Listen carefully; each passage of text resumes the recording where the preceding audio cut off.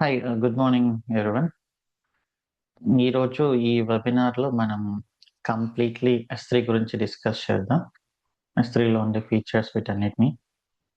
So నేను చాలా రోజుల నుంచి రికార్డెడ్గా చేసి పెడదాం అనుకున్నాను, బట్ రికార్డ్ చేయడం అనేది వితౌట్ ఆడియన్స్ నాకు చాలా కష్టంగా అనిపిస్తుంది. సో ఆడియన్స్ ఉంటేనే ఐ కెన్ డూ సంథింగ్. ఎవరో ఒకరు వింటున్నారు అనిపిస్తేనే నేను రికార్డ్ చేయగలను అనిపించి so we move to live webinar. Okay, so ఈరోజు మన ఫోకస్ ఓన్లీ S3 మాత్రమే. కుదిరినంత ప్రాక్టికల్గా చేద్దాం. Then we discuss theoretically too. Sharing my screen.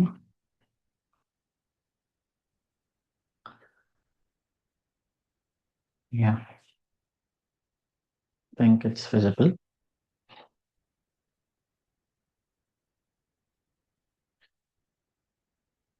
Okay, so ఇక్కడ డాక్యుమెంటేషన్ అంతా ఇక్కడ ఉంది. Then we will discuss now. S3 అంటే సింపుల్ స్టోరేజ్ సర్వీస్. S3 అనేది చాలా చాలా పవర్ఫుల్ స్టోరేజ్ ఆప్షన్ మనకు AWS లో. S3 కాకుండా మనకు EBS elastic block store and then elastic file system ఉన్నాయి. సో ఈ స్టోరేజ్ ఏంటి డిఫరెన్సెస్ వీటి మధ్యలో అని తెలుసుకోవడం చాలా అంటే చాలా ఇంపార్టెంట్. ఇది ఇంటర్వ్యూస్ లో కూడా అడుగుతుంటారు, difference between EBS, EFS and S3 అనేది. బట్ జనరల్ గా అందరూ చదివేస్తుంటారు, ఇంటర్నెట్ లో ఆన్సర్స్ చదివేసి ఆన్సర్ చేస్తుంటారు. బట్ దాని వెనకాల ఉండే రియల్ మీనింగ్ మీరు అర్థం చేసుకుంటే మీ ఆన్సర్ అనేది కొంచెం డిఫరెంట్ గా ఉంటుంది. సో ఆన్సర్ డిఫరెంట్ గా ఉన్నప్పుడు ఇంటర్వ్యూర్ కూడా మీరు ఇచ్చే ఆన్సర్ కి కొంచెం ఇంప్రెస్ అవుతారు. ఓకే, సో ఈబిఎస్ అంటే ఏంటంటే ఒక రా డిస్క్ లాంటిది. ఇప్పుడు మన దగ్గర ఉండే పెన్ డ్రైవ్స్ కానివ్వండి ఆర్ హార్డ్ డిస్క్స్, SSD ఇవన్నీ ఈబిఎస్ లాగా అన్నమాట. సో ఇక్కడ బ్లాక్ స్టోరేజ్ అని ఎందుకు అంటారు అనేది మెయిన్ క్వశ్చన్. ఇది బ్లాక్ స్టోరేజ్ ఎందుకు, ఇది ఫైల్ సిస్టమ్ ఎందుకు, ఇది సింపుల్, దీన్ని ఆబ్జెక్ట్ స్టోరేజ్ అని కూడా అంటారు S3ని. సో బ్లాక్ అంటే ఏంటి?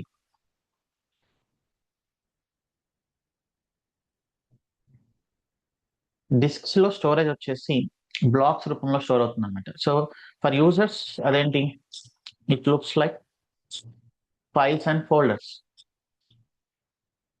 but underlying storage, it is called as blocks. Okay, so 4 KB per block.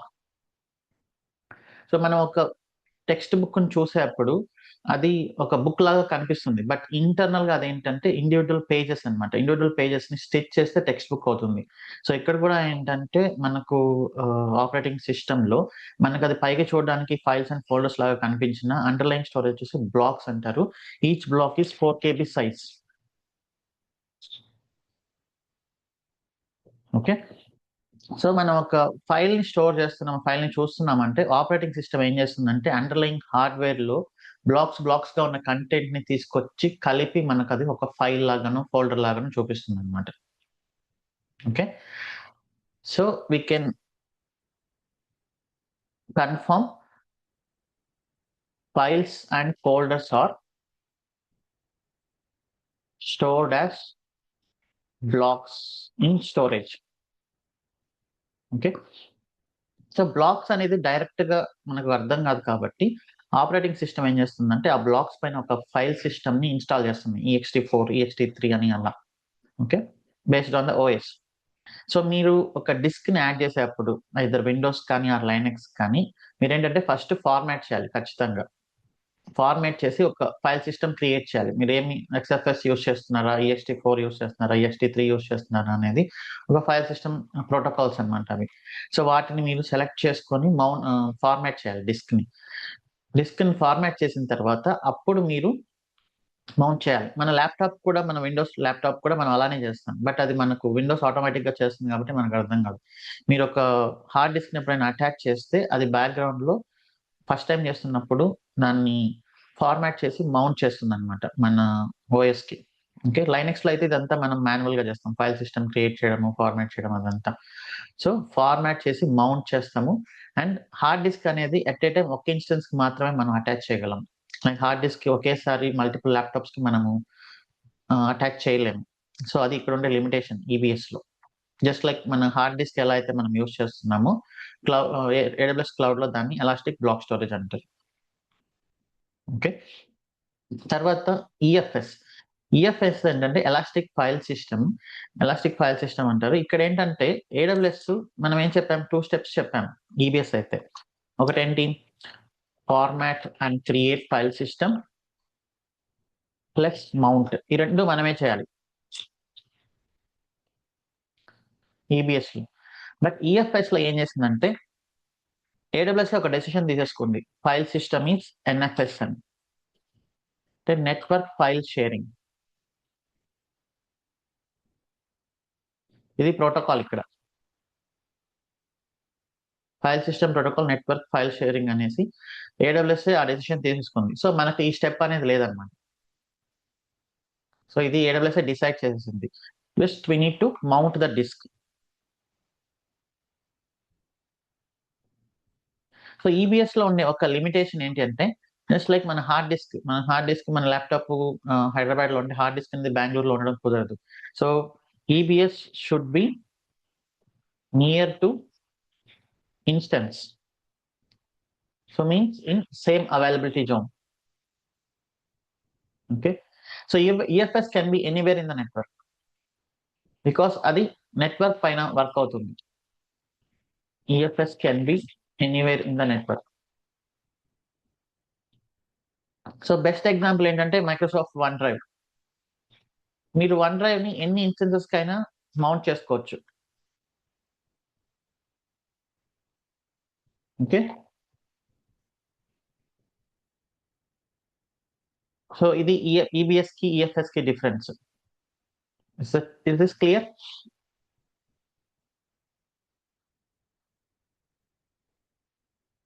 So ఇక్కడ మనకు ఫైల్ సిస్టమ్ ని సెలెక్ట్ చేసుకునే ఆప్షన్ లేదు. మనకు ఉండే ఓన్లీ రెస్పాన్సిబిలిటీ దాన్ని ఇన్స్టెన్స్ కి మౌంట్ చేయడం. And you can mount this to many instances at a time. EBS లోని limitation, you can only mount it to only one system. And then ఇక్కడ సైజ్ ఈస్ ఫిక్స్డ్. మీరు disk create చేసేటప్పుడు select చేసుకోవాలి 20 GB అలా, 40 GB అలా. You can increase the disk, but it will cost downtime.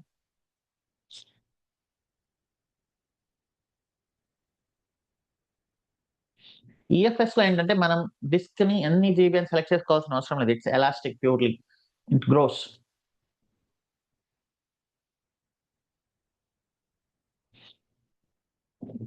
No need to fix the storage. Okay. So EFS అనేది చాలా flexible అనమాట. And then EBS దేనికి suit అవుతుంది? ఈబిఎస్ ఫాస్ట్ ఉంటుందా, ఈఎఫ్ఎస్ ఫాస్ట్ ఉంటుందా? సో నెట్వర్క్ బ్యాండ్ విడ్త్ అనే దానిపైన ఎప్పుడైనా వచ్చిందంటే, నెట్వర్క్ అనే వర్డ్ వచ్చిందంటేనే సో అది మన ఉండే ఇంటర్నెట్ స్పీడ్ పైన, మనకు ఉండే ఆ వైర్ కెపాసిటీ పైన, దానిపైన డిపెండ్ అయి ఉంటుంది. సో ఈబిఎస్ అనేది మన డిస్క్ అనేది మన సిస్టమ్ కి పక్కనే ఉంటుంది. మీరే చూస్తుంటారు ఎప్పుడైనా, మీరు గూగుల్ డ్రైవ్ లోకి అప్లోడ్ చేయడం స్పీడ్ గా ఉంటుందా, లేకపోతే మీ డిస్క్ లోకి అప్లోడ్ చేయడం స్పీడ్ గా ఉంటుందంటే డిస్క్ లోకి అప్లోడ్ చేయడమే స్పీడ్ గా ఉంటుంది, ఎందుకంటే అది లోకల్ గా ఉంది కాబట్టి. So EBS is past. So it is suitable for OS and databases. So database కి ఏంటంటే మన డిస్క్ అనేది ఎంత ఫాస్ట్ గా ఉంటే అంత అడ్వాంటేజ్. సో ఓఎస్ కూడా ఏంటంటే మన డిస్క్ నియర్ గా ఉండాలి, ఎందుకంటే అక్కడ టూ మచ్ ఆపరేషన్స్ జరుగుతూ ఉంటాయి, write and read operations. So EBS అనేది suitable for operating system and databases.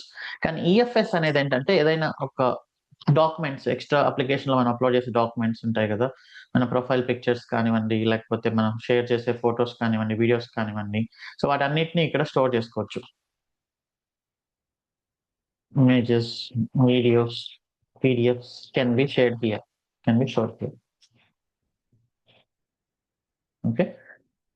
కానీ ఈఎఫ్ఎస్ లో ఆపరేటింగ్ సిస్టమ్ అండ్ డేటాబేస్ చేయడం కుదరదండి. సో ఇది ఈబిఎస్ అండ్ ఈఎఫ్ఎస్. ఈ రెండిట్లో ఉండే సిమిలర్ పాయింట్ ఏంటి అంటే, we should mount to instance.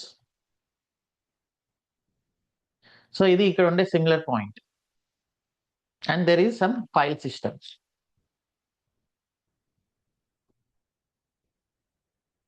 కానీ S3 అనేది చాలా డిఫరెంట్. S3 అనేది ఏంటంటే, మీరు ఒక సో మీరు ఒక లైక్ క్లాక్ రూమ్, మనము ఆర్టీసీ బస్ స్టాండ్స్ అక్కడ వెళ్ళినప్పుడు క్లాక్ రూమ్స్ అనేవి ఉంటాయి. ఓకే, వాళ్ళ వెనకాల ఒక స్టోరేజ్ ఉంటుంది. సో మనం మన బ్యాగ్ తీసుకెళ్ళి వాళ్ళకి ఇస్తే వాళ్ళు మనకు ఒక టోకెన్ ఇస్తారు. ఓకే, సో ఆ టోకెన్ తీసుకుంటాం మనం. వీ డోంట్ కేర్ వాళ్ళు ఎక్కడ స్టోర్ చేస్తున్నారు అనేది మనకు అనవసరం. ఒక ఫ్రంట్ లో ఒక రిసెప్షన్ లాగా ఉంటారు, మనం బ్యాగ్ ఇస్తాం, మనీ పే చేస్తాం, వాళ్ళు ఒక టోకెన్ ఇస్తారు, తీసుకెళ్లి బ్యాగ్ అనేది స్టోర్ చేసుకుంటారు బ్యాక్గ్రౌండ్ లో ఎక్కడ.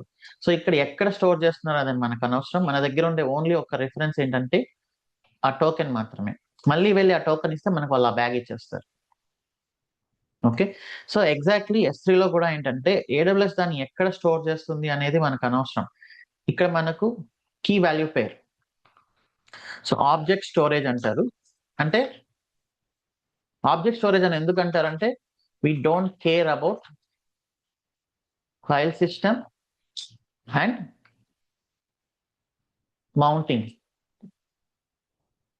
Okay, so data is key value pairs. Key వచ్చేసి ఆబ్జెక్ట్ నేమ్, వాల్యూ వచ్చేసి ఆబ్జెక్ట్ ఇట్స్. ఓకే, సో మీరు S3కి మీ కీ ఇచ్చారంటే అది మీకు ఆబ్జెక్ట్ ఇస్తుంది అనమాట. సో ఇక్కడ మనకు ఫైల్స్, ఫోల్డర్స్ ఇదంతా సంబంధం లేదు. ఇదంటే ఏంటంటే మీరు ఒక బకెట్ లో తీసుకెళ్లి ఒక వస్తువులన్నింటినీ ఒక బకెట్ లో వేస్తే ఎలా ఉంటుందో S3 కూడా అంతే అనమాట. ఇక్కడ మనకు illusion, files and folders are illusion here.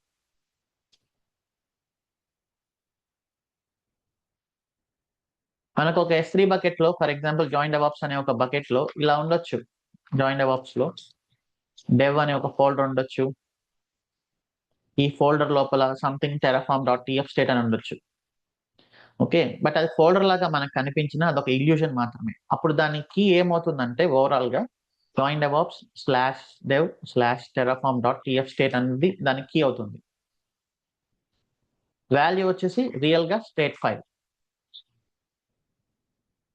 Okay, so S3 never cares about folders. Everything is called as object here. Every object will have its key and object itself is the value.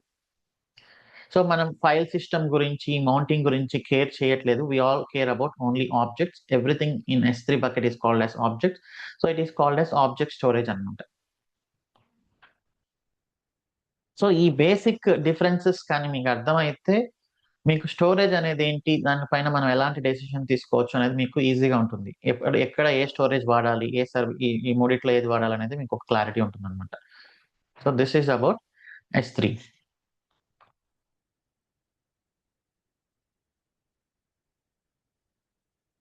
Okay, so ఇప్పుడు comparison చూస్తే ఒకసారి revision లాగా.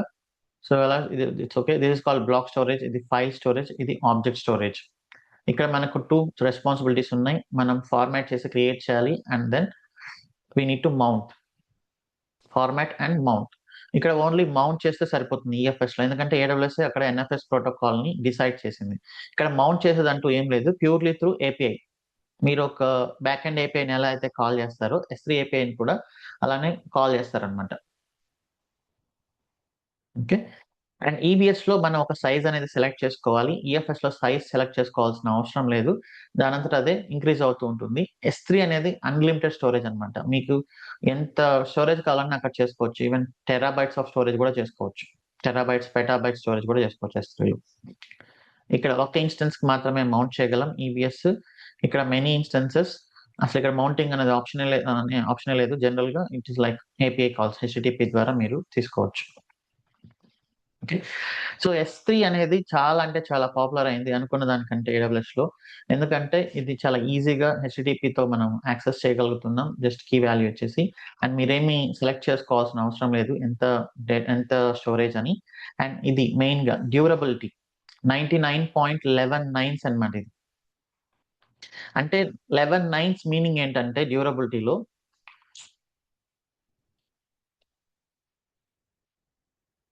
11 meaning ఏంటంటే ఇక్కడ మీరు ఒక 1 million అంటే 10 lakh objects ని స్టోర్ చేస్తే 10,000 ఇయర్స్ లో there is a chance of losing 1 object.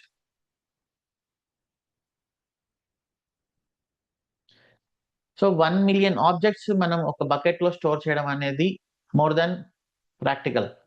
And then 10,000 years లో ఒక్క ఆబ్జెక్ట్ లూజ్ అవడం అనేది, సో ఇట్స్ లైక్ మోస్ట్లీ మీ డేటా అనేది ఎక్కడికి పోదు మీరు S3 లో పెట్టారంటే. ఓకే, సో ఇదే మెయిన్ రీజన్ S3 అనేది పాపులర్ అవ్వడానికి. Availability is different. Availability is 99.99%.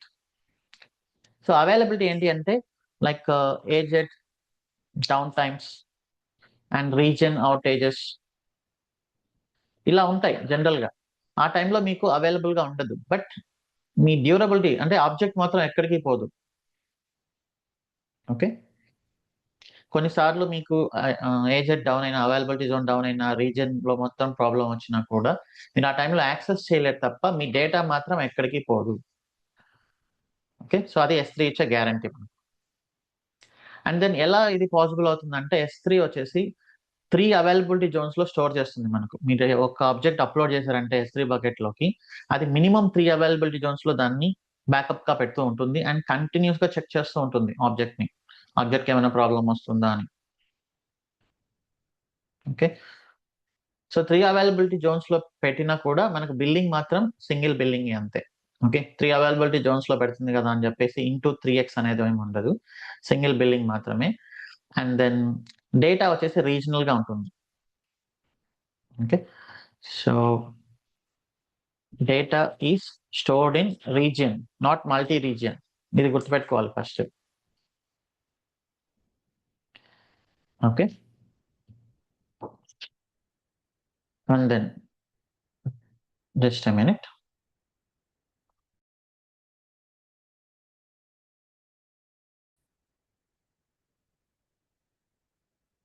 Strong read after write consistency అంటే ఇంతకు ముందు ఏంటంటే కొంచెం మీరు డేటాని అప్లోడ్ చేసిన వెంటనే మీరు రీడ్ చేయడానికి కొన్ని సెకండ్స్ టైం పట్టేది, బట్ ఇప్పుడు అది కూడా తీసేసింది AWS. మీరు అప్లోడ్ చేసిన వెంటనే మీరు రీడ్ చేయొచ్చు అనమాట. అండ్ దెన్ ఇంటర్నల్ గా S3 అనేది అన్నిటికీ యూస్ అవుతుంది ఇంటిగ్రేటెడ్ గా. మీరు ALB లాగ్స్ తీసుకున్నా, క్లౌడ్ ట్రైల్ లాగ్స్ తీసుకున్నా, అండ్ లేకపోతే పెద్ద పెద్ద బ్యాకప్స్ తీసుకున్నా, ఎవ్రీథింగ్ ఈ stored in S3. Okay, so S3 అనేది చాలా పర్ఫెక్ట్ గా ఇంటిగ్రేట్ అవుతుంది అదర్ సర్వీసెస్ తో. So this is all about S3 features, object storage అని ఎందుకు అంటారు దాన్ని, ఎందుకు అది అంత పాపులర్ అయింది అనేది. Not multi region. సో దీని తర్వాత స్టోరేజ్ క్లాసెస్ గురించి డిస్కస్ చేయాలి ఫస్ట్ థింగ్ ఇది. సో ఇక్కడ ఒక పాయింట్ ఏంటంటే AWS charges for storing the data and then retrieving the data, రెండింటికి ఛార్జ్ చేస్తుంది. ఓకే, సో స్టోరేజ్ కోసం మాత్రమే కాదు, మీరు దాన్ని యాక్సెస్ చేసే కొద్దీ దానికి కూడా ఛార్జెస్ పడతాయి అనమాట. సో రెండింటికి ఛార్జెస్ చేయడం అనేది అలా చేస్తే ఇంకా ఎక్కువ బిల్లింగ్ పడిపోతుందని AWS స్టోరేజ్ క్లాసెస్ అనే ఒక ఆప్షన్ తో మనకు వచ్చింది. స్టోరేజ్ క్లాసెస్ లో మనకు ఒక 6 or 7 ఉన్నాయి. అదేంటి అంటే standard, just for cost optimisation అనమాట. Standard and then standard IA, infrequent access అంటారు. Standard IA, infrequent access, and then one zone standard IA,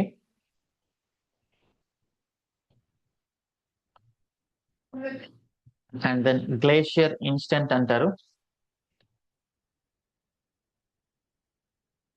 so ఇంకా Glacier deep archive, and then Glacier flexible retrieval. ఇంకోటి intelligent tearing ఉంది, దాని గురించి మనం వస్తాం. So ఇక్కడ రెండు థింగ్స్, మీరు ఎంత ఫ్రీక్వెంట్ గా యాక్సెస్ చేస్తున్నారు అనే దాన్ని బట్టి మీరు స్టోరేజ్ క్లాసెస్ డిసైడ్ చేసుకోవాలి. Okay, so deciding point is how frequently you access data. Okay, so top to bottom వెళ్ళే కొద్దీ ఇక్కడ ఏంటంటే స్టాండర్డ్ లో retrievals are free, but cost for storage. So AWS ఏం డిసైడ్ చేసుకుందంటే ఈ రెండిట్లో మనం ఏదో ఒక దానికి ఎక్కువ బిల్లింగ్ వేద్దాం, రెండో దానికి తక్కువ బిల్లింగ్ వేద్దాం అనుకుంది. సో స్టాండర్డ్ టియర్ ఏంటంటే మీరు ఫ్రీక్వెంట్ గా ఆబ్జెక్ట్స్ ని రీడ్ చేస్తున్నారు అనుకోండి, అప్పుడు మీకు కాస్ట్ అనేది స్టోరేజ్ పడుతుంది తప్ప రిట్రీవల్స్ పడదు. ఎందుకంటే ఇట్లా రిట్రీవల్స్ అనేది లైక్ ఎవ్రీ మినిట్ మీకు థౌసండ్స్ ఆఫ్ రీడ్ ఆపరేషన్స్ జరుగుతున్నాయి అనుకోండి. ఫర్ ఎగ్జాంపుల్ లైక్ మన కస్టమర్స్, మీరు ఒక సోషల్ మీడియా చేశారు, S3లో ఆబ్జెక్ట్స్ అన్ని ఉన్నాయి, ఇమేజెస్ కానీ వీడియోస్ కానీ అవి. ఒకవేళ అక్కడ రిట్రీవల్స్ కానీ చార్జెస్ చేస్తే బిల్లింగ్ అనేది టూ మచ్ అయిపోతుంది కదా. సో అందుకని AWS ఏం డిసైడ్ చేసిందంటే ఈ రెండిట్లో ఏదో ఒక దానికి మాత్రమే చార్జెస్ వేద్దాము, రెండో దానికి చార్జెస్ అనేది తగ్గిందాం అని డిసైడ్ చేసుకొని స్టాండర్డ్ టియర్ లో, starting with standard tear, retrievals అనేది ఫ్రీ, కాస్ట్ ఫర్ స్టోరేజ్ మాత్రం పడుతుంది. ఫర్ ఎగ్జాంపుల్ మనం ఒక టెరాఫామ్ తీసుకున్నాం, ఒక 100 మెంబర్స్ వర్క్ చేస్తున్నారు మీ ప్రాజెక్ట్ లో, ఒక పెద్ద ప్రాజెక్ట్. 100 మెంబర్స్ కంటిన్యూస్ గా టెరాఫామ్ అప్లైయో టెరాఫామ్ ప్లాన్ ఏదో ఒకటి చేస్తూనే ఉంటారు కదా. అప్పుడు టూ మెనీ ఆపరేషన్స్ జరుగుతూ ఉంటాయి, రిట్రీవల్ ఆపరేషన్స్. అప్పుడు ఏమవుతుంది, రిట్రీవల్ ఫ్రీ కాబట్టి దానికి ఏం ఛార్జెస్ పడదు, ఓన్లీ స్టోరేజ్ కి మాత్రమే ఛార్జెస్ పడుతుంది. సో టాప్ టు డౌన్, కిందికి వెళ్ళే కొద్దీ okay, so retrievals become slower and storage becomes cheaper.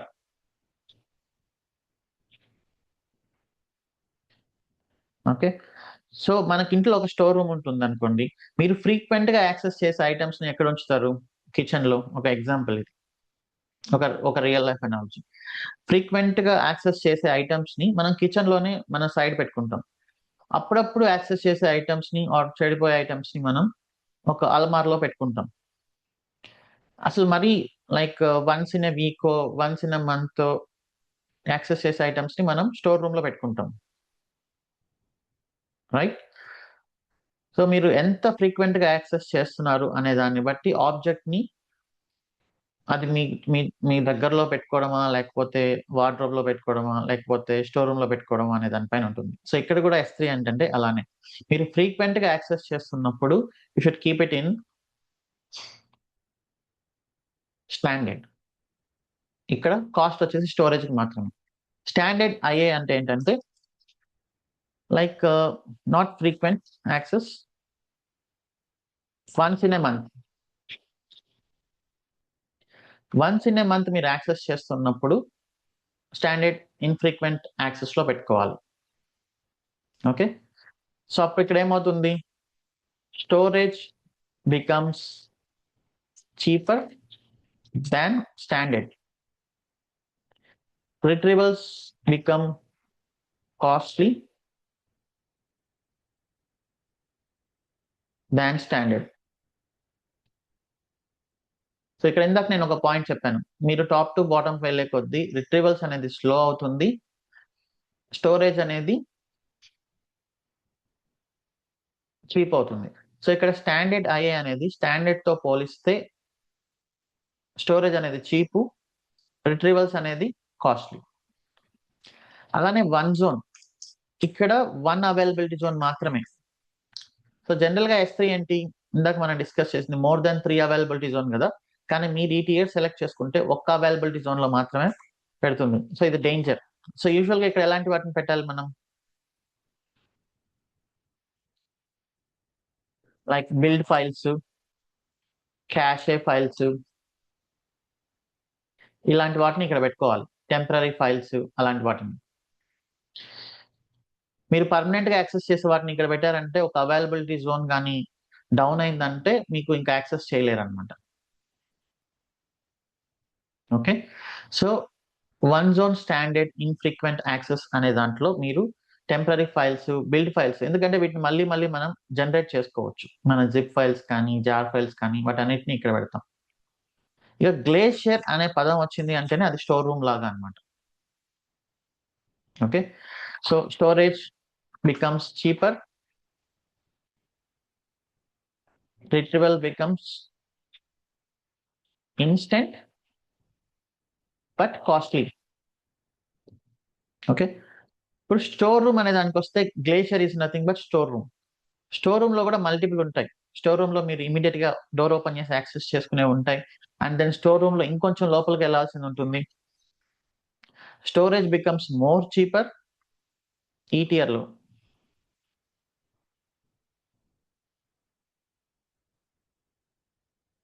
So retrievals become slow and costly.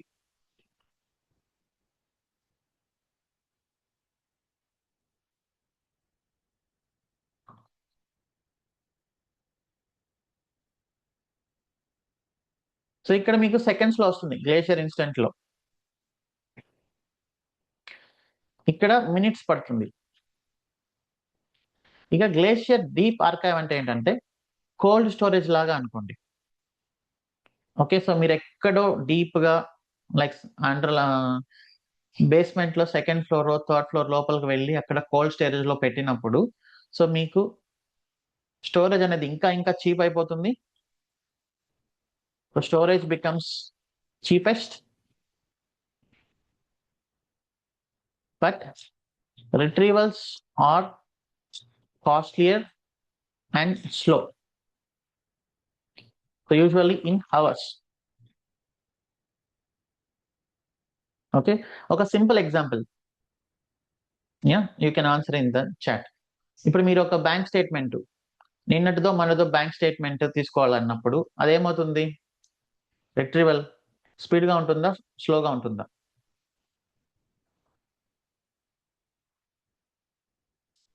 చాలా స్పీడ్గా ఉంటుంది. ఓకే, అదే మీరు ఒక 5 years బ్యాక్ స్టేట్మెంట్ కావాలన్నప్పుడు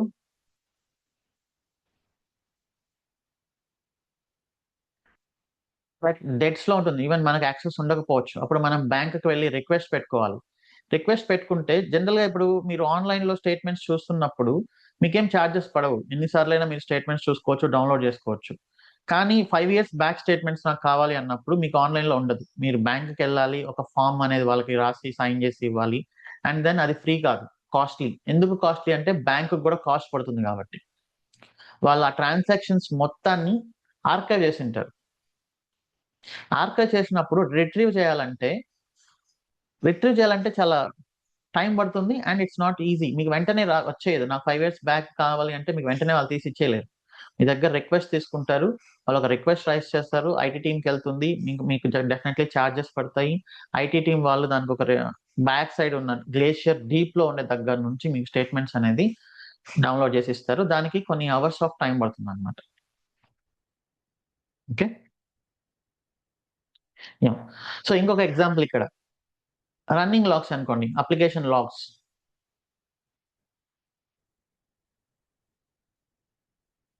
ఈ రోజు లాగ్స్ ఎక్కడ పెట్టాలి, నేను ఏ tier లో పెట్టాలి? రన్నింగ్ లాగ్స్ ఎక్కడ పెట్టాలి?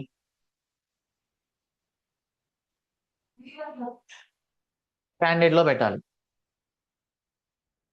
సో ఎందుకు, if any problem we need immediate retrieval and frequent గా జరుగుతుంటాయి. ఓకే, సో ఇప్పుడు ఎవరైనా అప్లికేషన్ లో ప్రాబ్లం వచ్చిందని రిపోర్ట్ చేశారంటే మనం వెంటనే వెళ్ళి చూడాలి కాబట్టి, అండ్ మనం స్టాండర్డ్ లో పెట్టామంటే ఇమీడియట్ రిట్రీవల్స్ కాబట్టి మనకు కొంచెం ఈజీగా ఉంటుంది. ఫర్ ఎగ్జాంపుల్ ఒక 1 month logs, 1 month back logs, ఇవి ఎక్కడ పెట్టాలి? స్టాండర్డ్ లో పెట్టడం బెటరా, లేకపోతే 1 month ఓల్డ్ లాగ్స్ ని మీరు ఫ్రీక్వెంట్ గా యాక్సెస్ చేస్తారా? ఫ్రీక్వెంట్ గా ఏం యాక్సెస్ చేయం కదా, సో అందుకని దానిని స్టాండర్డ్ ఐఏలో పెడతాం. మీరు ఫ్రీక్వెంట్ గా యాక్సెస్ చేయనప్పుడు ఇంకా పెట్టుకోవాలి, ఎందుకంటే ఇక్కడ స్టోరేజ్ అనేది చీప్ కాబట్టి. Because storage is cheaper, we don't access frequently. ఏదైనా ప్రాబ్లమ్ వస్తేనే కదా మనం చేస్తాం, అంటే ఏదైనా సెక్యూరిటీ ఇష్యూ వస్తేనే చేస్తాం. తర్వాత 3 month ఓల్డ్ లాగ్స్ అనుకుందాం. జనరల్ గా ఎవరైనా సెక్యూరిటీ ఇన్సిడెంట్స్ రిపోర్ట్ చేస్తే ఒక 1 month బ్యాక్ అనుకున్నాం, అదే 3 months దాటిపోయింది, అప్పుడు రిట్రీవల్ పాసిబిలిటీ ఇంకా ఇంకా తక్కువ కదా. మీరు 3 months ఓల్డ్ లాగ్స్ వెళ్ళి చూడడం అనేది ఇంకా ఇంకా తక్కువ ఛాన్సెస్. అప్పుడు ఎక్కడ పెట్టాలి? సో 1 జోన్ అనేది it's not an option actually మనకు. ఎందుకంటే ఇది టెంపరరీ అయిపోతుంది. మీకు అవైలబిలిటీ తగ్గిపోతుంది కాబట్టి. సో దీన్ని మర్చిపోండి. దీనికి ఏంటంటే ఓన్లీ టెంపరరీ ఫైల్స్ మాత్రమే పెట్టాలి. అంటే మళ్ళీ మీరు జనరేట్ చేసుకోగలిగాం. లాగ్స్ ఒకసారి లూజ్ అయితే మనం మళ్ళీ జనరేట్ చేసుకోగలమా? Okay. If you are able to regenerate, మీరు రీజనరేట్ చేసుకోగలిగినవి మాత్రమే ఇక్కడ పెట్టాలి. Otherwise you don't keep it here. So this is not an option for storage. Okay. 3 months old logs అయితే మనం గ్లేషియర్ ఇన్స్టెంట్ లో పెట్టుకుంటాం. ఓకే. సడన్ గా మీకు ఒక ఆర్బీఐ నుంచి ఒక రిక్వెస్ట్ వచ్చింది. సో ఒక 3 months బ్యాక్ మీ బ్యాంక్ పైన అటాక్ జరిగింది. మాకు ఆ లాగ్స్ అన్ని ఒకసారి చెక్ చేసి ఆ లాగ్స్ మాకు ఇవ్వండి. మేము కూడా అనలైజ్ చేయాలి అని. సో ఆర్బీఐ అట్లా చేయగానే మనం వెంటనే తీసి ఇవ్వాలి. బట్ అలాంటి ఛాన్సెస్ చాలా చాలా తక్కువ కాబట్టి మనం అందుకే గ్లేషియర్ ఇన్స్టెంట్ లో పెడతాం. Okay. So not frequent access, again more cheaper. Okay. ఇంకా 6 months ఓల్డ్ లాగ్స్ అనుకోండి.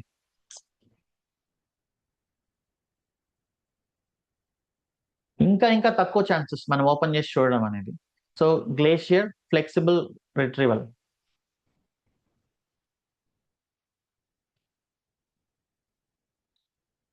Okay.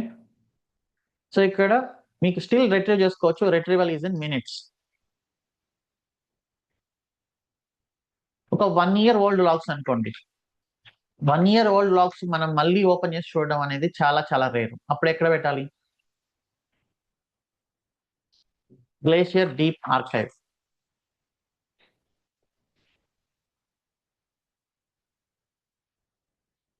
Okay. Storage is more and more cheaper, but retrieval is more costly. But పర్లేదు, మనం ఎప్పుడో ఒక్కసారే కదా అసలు అవసరం. కొన్నిసార్లు ఓపెన్ కూడా చేయకపోవచ్చు.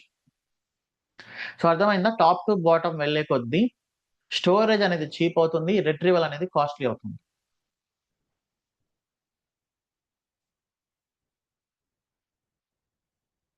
ఓకే.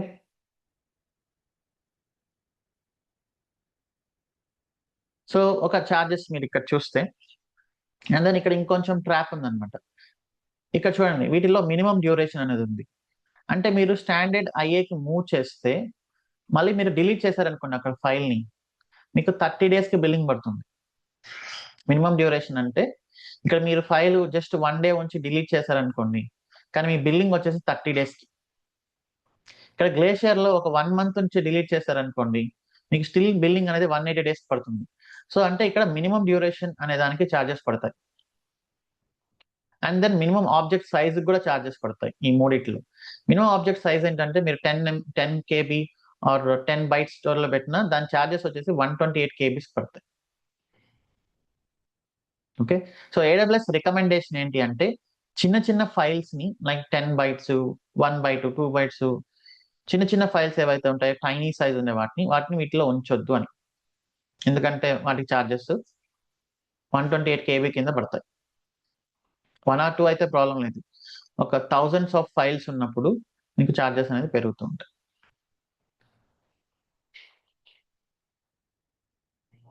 ఓకే. సో ఇక్కడ గ్లేషియర్లో వచ్చేసరికి ఇక్కడ 2 steps ఉంటాయి. ఫస్ట్ రిట్రీవ్ చేయాలి అండ్ దెన్ రీస్టోర్ చేయాలి. రిట్రీవల్ ఫీజు పడుతుంది. ఇందాక నేను చెప్పాను కదా, మీరు ఒక కోల్డ్ స్టోరేజ్ లో పెట్టినప్పుడు ఆర్ ఒక బ్యాంక్ 5 years బ్యాక్ స్టేట్మెంట్స్ అడిగినప్పుడు రిట్రీవల్ చేయాలి కాబట్టి వాళ్ళు రిట్రీవల్ కి ఛార్జెస్ చేస్తారు. అండ్ దెన్ రీస్టోర్ చేసినందుకు ఛార్జెస్ పడతాయి. రెండింటికి ఛార్జెస్ ఉంటాయి అనమాట. ఓకే. రిట్రీవల్ ఫీ అనేది ఒక జీబీకి $0.03 ఛార్జెస్ చేస్తుంది.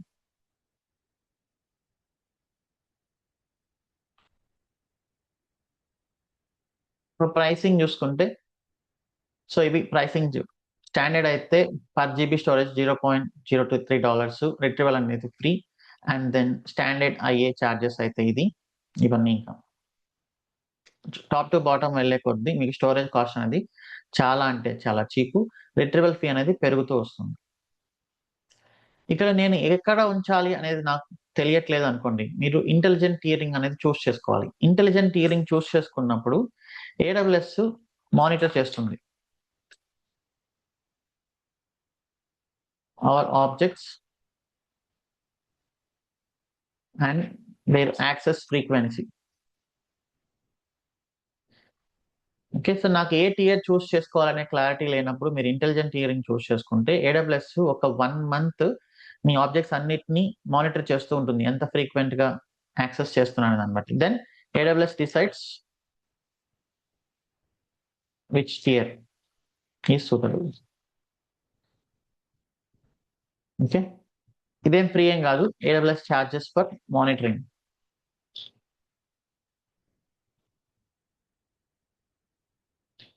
సో మీరు ఒక పాయింట్ అర్థం చేసుకోవాల్సింది ఏంటంటే ఏడబ్ల్యూఎస్ లో ఏది ఫ్రీ కాదు. ఓకే, సో మీరు ఒక 10 GB తీసుకున్నారంటే, ఎగ్జాంపుల్ కి నేను ఒక చిన్న ఇలిస్ట్రేషన్, 10 GBని మీరు స్టోర్ చేసి రిట్రీవ్ చేస్తున్నప్పుడు ఇది కాస్ట్, ఒక 1 month కాస్ట్. సో 10 GB డేటాను మీరు S3లో పెడితే మీకు $0.23 పడుతుంది. అదే గ్లేషియర్ లో పెడితే 0. ఇంత కాస్ట్ పడుతుంది. బట్ మీరు యాక్సెస్ చేస్తే మళ్ళీ కాస్ట్ పెరుగుతుంది. గ్లేషియర్ డీప్ ఆర్కైవ్ ఏంటి, మీరు ఎప్పుడో ఇయర్లీ వన్స్ లేకపోతే అది కూడా అవసరం లేదనుకున్నప్పుడు.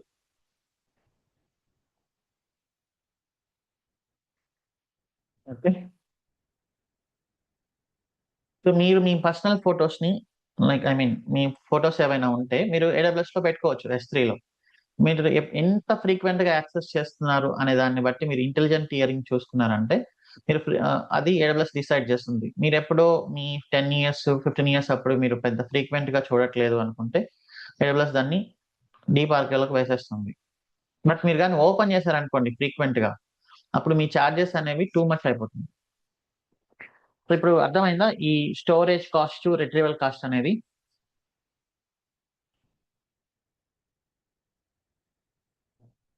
సో సింపుల్ రూల్ ఏంటంటే ఫైనల్ గా, if you ask me one line, if you are not accessing frequently, ఎక్కడ ఉంచాలి, గ్లేషియర్ ఆర్ స్టాండర్డ్?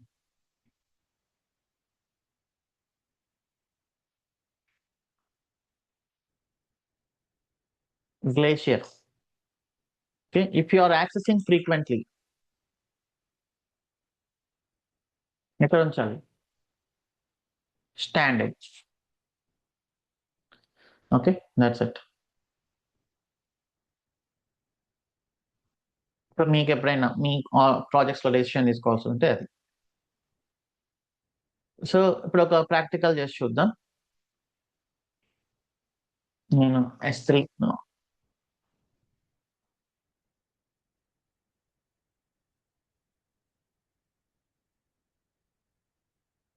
ఒక బకెట్ క్రియేట్ చేస్తున్నాం, create bucket and then general purpose. అండ్ ఇక్కడ చూడండి, global name space, count regional name space అని 2 options వస్తున్నాయి. So S3 bucket name అనేది should be universally unique within all AWS account. Okay, so వేరే వాళ్ళు ఎవరైనా ఒక నేమ్ తో S3 బకెట్ క్రియేట్ చేసినప్పుడు మీరు సిమిలర్ నేమ్ తో క్రియేట్ చేయలేరు. So that is why S3 bucket name should be universally unique within all AWS accounts. So ఇక్కడ నేను జాయిన్ డెవాప్స్ అని ఇచ్చాను అనుకోండి గ్లోబల్ గా. సో దీన్ని ఎవరో ఒకరు తీసుకొని ఉండొచ్చు, let us see. Okay, it is failed. So ఇది బకెట్ ఎవరో తీసుకున్నారంట, సో దట్ ఈస్ ఫెయిల్డ్, ఎందుకంటే మన యూనిక్ గా ఉండాలి, just like domain name. But నేను ఇక్కడ అకౌంట్ రీజనల్ నేమ్ స్పేస్ తీసుకున్నాను అంటే నా బకెట్ నేమ్ వచ్చేసి ఏమవుతుందంటే ఇది అవుతుంది. సో ఇప్పుడు ఇదేంటి, అకౌంట్ ఐడి, ఈ అకౌంట్ ఐడి నాకే కదా ఉంటుంది. So it means if you select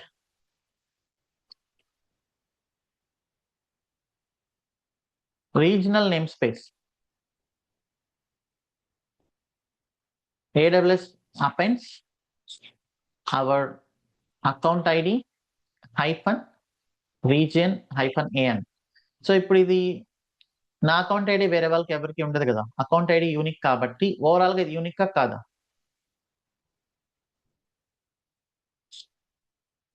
so ఇది ఓవరాల్ గా యూనిక్ అవుతుంది. So unique in,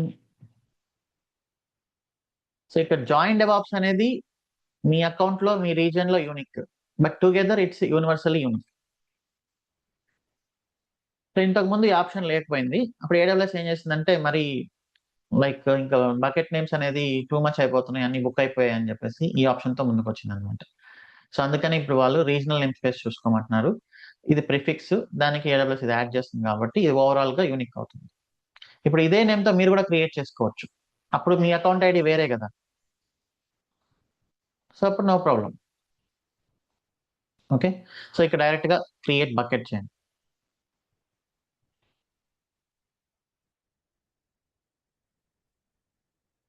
so bucket create చేసిన తర్వాత you can upload objects. So by default AWS దాన్ని స్టాండర్డ్ లోకి తీసుకెళ్తుంది అనమాట. నేను ఏదైనా ఒక ఆబ్జెక్ట్ అప్లోడ్ చేసాను అనుకోండి, ఫర్ ఎగ్జాంపుల్ నేను ఒక ఫైల్ రాస్తాను ఇక్కడ, hi I am learning S3 and V1 ని రాశాను, వర్షన్ 1 అని, S3 వెబినార్ అని ఇచ్చాను. ఓకే, సో ఇప్పుడు దీన్ని అప్లోడ్ చేయాలి. మీరు కమాండ్ లైన్ అనే యూస్ చేసుకోవచ్చు, నేను ఇక్కడ సింపుల్ గా లర్నింగ్ కాబట్టి ఇది యూస్ చేస్తున్నాను. ఓకే,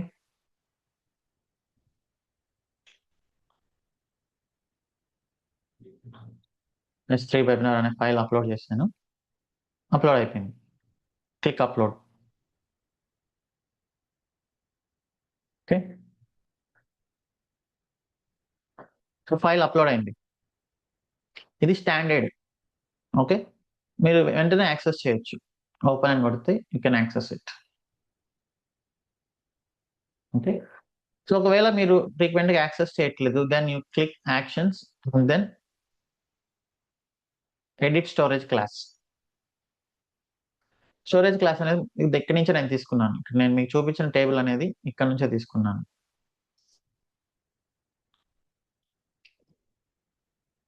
సో ఇక్కడ చూడండి, దీన్ని బట్టి మీరు డిసైడ్ చేసుకోవాలి. నేను ఇప్పుడు గ్లేషియర్ ఇన్స్టెంట్ రిట్రీవల్ కి మూవ్ చేస్తున్నాను, అంటే మీరు still you can retrieve with in seconds, I mean milli seconds లోనే రిట్రీవ్ చేయొచ్చు, బట్ రిట్రీవల్ కాస్ట్ అనేది పెరుగుతుంది అనమాట, అంతే. Save changes heroes. సో ఇప్పుడు స్టోరేజ్ క్లాస్ అనేది మారింది, స్టిల్ యూ కెన్ యాక్సెస్. మీరు గ్లేషియర్ అంటేనే ఏడబ్ల్యూఎస్ బ్యాక్గ్రౌండ్ లో 2 స్టెప్స్ చేస్తుంది, రిట్రీవల్ ప్లస్ ఓపెన్ చేయడం. సో ఆ రిట్రీవల్ కాస్ట్ కి ఛార్జెస్ పడుతుంది, మీకు ఇక్కడ తెలియకపోవచ్చు, బట్ మీరు ఓపెన్ చేసిన ప్రతిసారి అక్కడ రిట్రీవల్ కి ఛార్జెస్ పడుతూ ఉంటుంది. ఓకే, సో ఒకవేళ నేను దీనిని మళ్ళీ మార్చాను అనుకోండి, edit storage class, I'm going to change it to glacier flexible retrieval.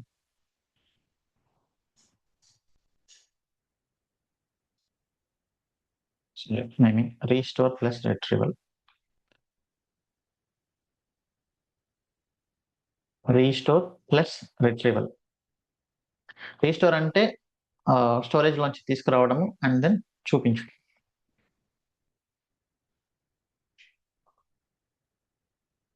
So ఇప్పుడు ఇది గ్లేషియర్ ఫ్లెక్సిబుల్ రిట్రీవల్ లో ఉంది.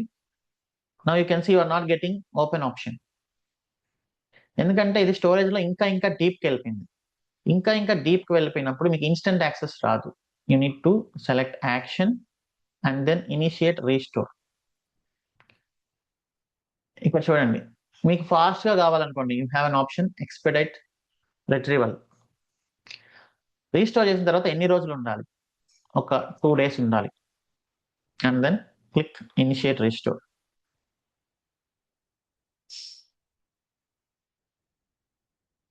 ఇది క్లిక్ చేయండి, you can see now the object is stored in Glacier, restoration in progress. అంటే మేము తీసుకొస్తున్నాం దాన్ని స్టోరేజ్ లోంచి, కొంచెం టైం పడుతుంది. మీరు ఎక్స్పైరీ డేట్ అని అడిగారు కాబట్టి AWS దానికి కూడా ఛార్జెస్ చేస్తుంది.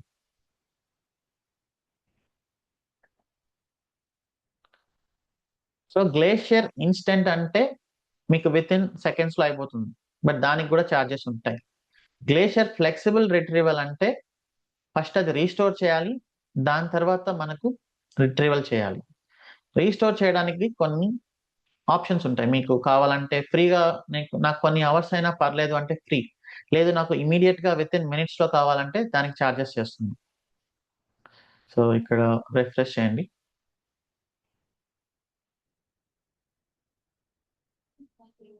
సో ఇంకా restoration in progress, will take some minutes.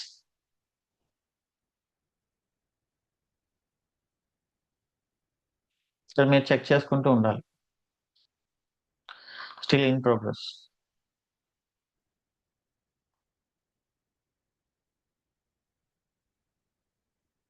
Still in progress.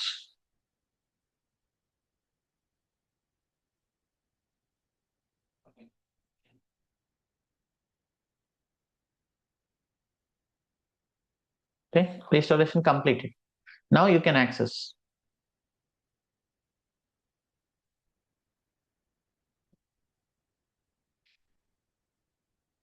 So Glacier flexible retrieval, glacier deep archive ఈ రెండిట్లో సో రీస్టోరేషన్ కి కొంచెం టైం పడుతుంది, దాని తర్వాత మీరు రిట్రీవ్ చేసుకోవచ్చు. ఓకే, ఇది మీకు ఎన్ని రోజులు మీరు అక్కడ సెలెక్ట్ చేసుకోవాలి. నేను 2 days పెట్టాను కాబట్టి 2 days మీకు యాక్సెస్ లో ఉంటుంది. 2 days తర్వాత ఇక మీరు యాక్సెస్ చేయలేరు మళ్ళీ. లేదు నాకు పర్మనెంట్ గా కావాలి అనుకున్నప్పుడు you need to run this command or change the storage class. ఇక్కడ వచ్చి లేదు ఇది నాకు మళ్ళీ మళ్ళీ ఫ్రీక్వెంట్ గా అవసరం అవుతుంది అనుకున్నప్పుడు ఇక్కడ వచ్చి you can edit the storage class. Okay, edit option లేదు, we need to do it from command line.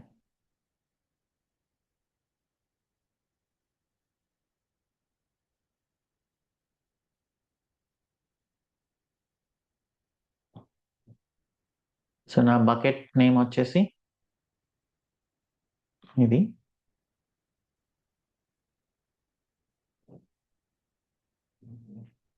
And then object name వచ్చేసి ఇది.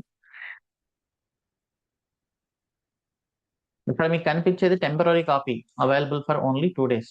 ఇప్పుడు మీరు దీన్ని పర్మనెంట్ గా తీసుకొని దాని స్టోరేజ్ క్లాస్ ని మీరు మళ్ళీ స్టాండర్డ్ లోకి తెస్తున్నారు. ఈ కమాండ్ లైన్ రన్ చేయాల్సి వస్తుంది.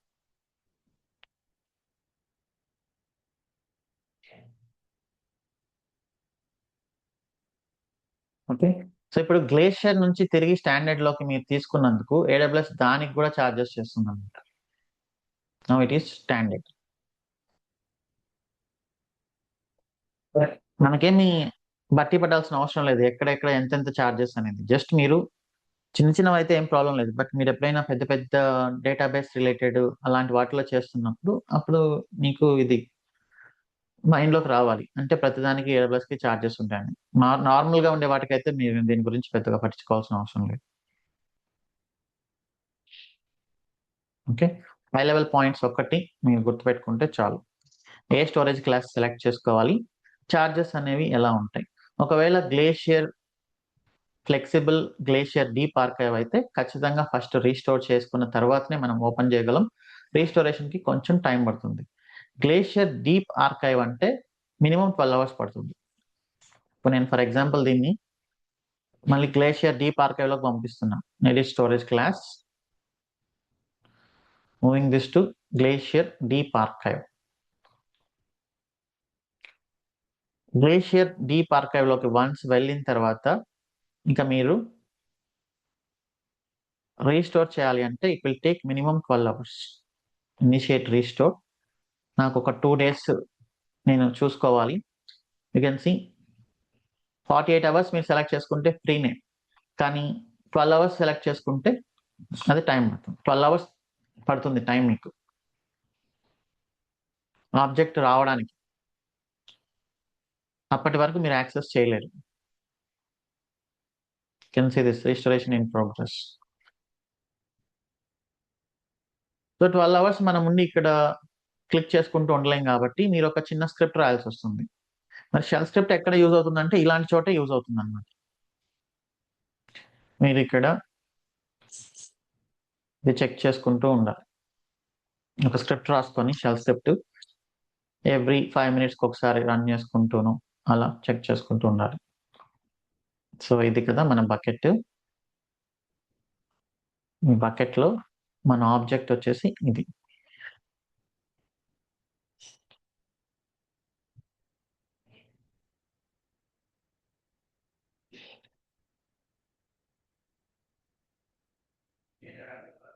ఇక్కడ ఏముంది, ఆన్ గోయింగ్ రిక్వెస్ట్ ట్రూ ఉంది.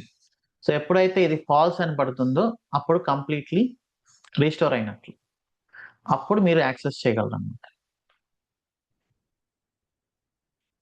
ఓకే, సో మీరు ఏం చేస్తారు, అప్పుడు ఒక షెల్ స్క్రిప్ట్ రాసుకుంటారు. Check every 5 minutes if ongoing request is false, download the object. అంతే. సో ఇది ఓవరాల్ గా స్టోరేజ్ క్లాసెస్ గురించి.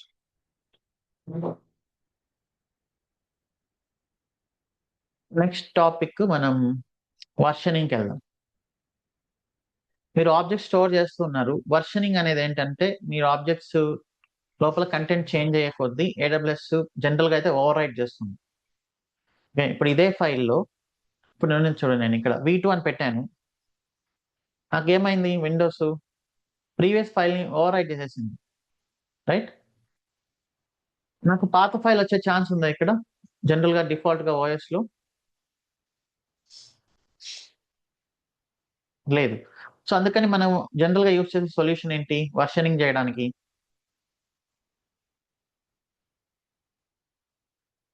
గిట్ యూజ్ చేస్తాం, ఎందుకంటే మన కోడ్ ని వర్షన్ చేయడానికి. అదే మీ ఆబ్జెక్ట్స్ ని కానీ మీరు వర్షన్ చేయాలి అనుకోండి, ఇప్పుడు ఫర్ ఎగ్జాంపుల్ మీరు ఒక పాన్ కార్డ్ అప్లికేషన్ ఉంది. పాన్ కార్డ్ లో మనం 18 years అప్పుడు ఒక ఫోటో ఉంటుంది. తర్వాత మీరు ఫోటో చేంజ్ చేసుకోవాలనుకుంటారు. అప్పుడు మీరు కొత్త ఫోటో పంపిస్తారు ఇన్కమ్ ట్యాక్స్ డిపార్ట్మెంట్ కి, నా ఫోటో అప్డేట్ చేయండి. అప్పుడు పాన్ కార్డ్ ఏంటి, మీ పాత ఫోటోని డిలీట్ చేస్తుందా లేకపోతే ఇంకొక వర్షన్ అనేది యాడ్ చేస్తుందా?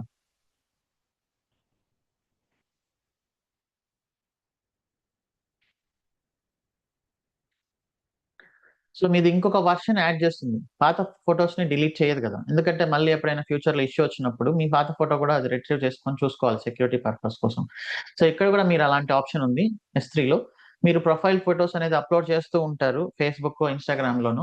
బట్ అదేంటంటే పాత ఫొటోస్ ని డిలీట్ చేయకుండా వర్షనింగ్ కానీ స్విచ్ ఆన్ చేసింది అంటే మీ కొత్త ఫొటోస్ అనేది యాడ్ అవుతూ ఉంటుంది. సో ఇక్కడ ప్రాపర్టీస్ లోపలికి వెళ్ళి వర్షనింగ్ అనేది మీరు ఆన్ చేయాలి, ఎనేబుల్ వర్షనింగ్.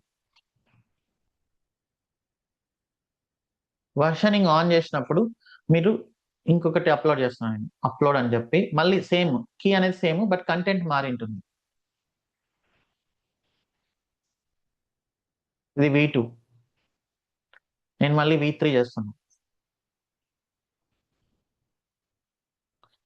మీరు అప్లోడ్ చేసే కొద్దీ ఫైల్ అనేది కొత్త వర్షన్ లా ఉంటుంది. ఇక్కడ మీకు ఒకటే చూపిస్తుంది, మీరు షో వర్షన్స్ అని కొడితే యూ కెన్ సీ హియర్.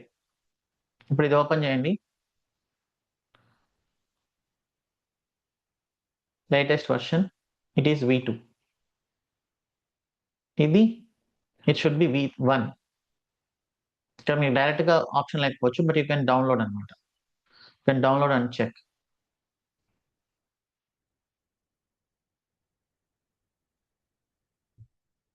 మనం ఆబ్జెక్ట్ ని డౌన్లోడ్ చేసి చెక్ చేయొచ్చు. సారీ, ఇది వేరే కదా.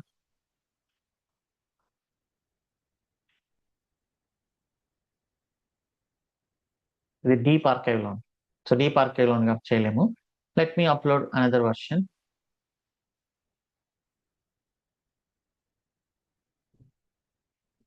V3.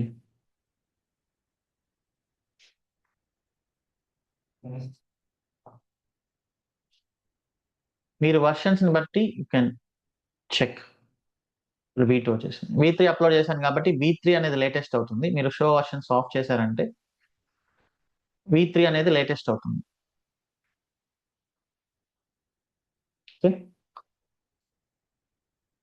వర్షన్స్ ఆన్ చేయడం వల్ల మీకుండే అడ్వాంటేజ్ ఏంటి?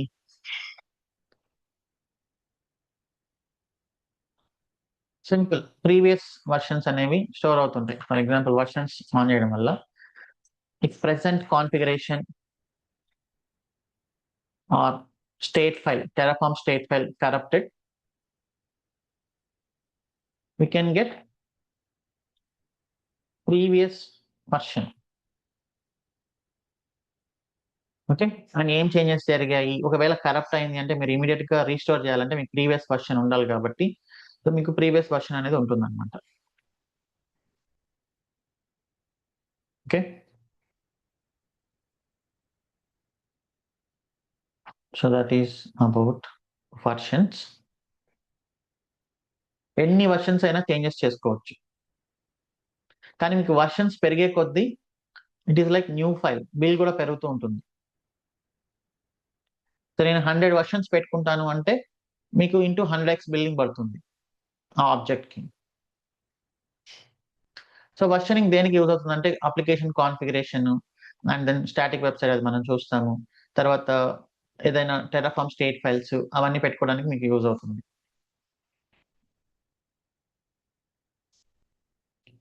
అండ్ దెన్ ఇక్కడ ఇంకొక సేఫెస్ట్ ఫీచర్ ఉంది. ఇప్పుడు నేను ఇది సెలెక్ట్ చేసుకొని డిలీట్ కొట్టాను అనుకోండి,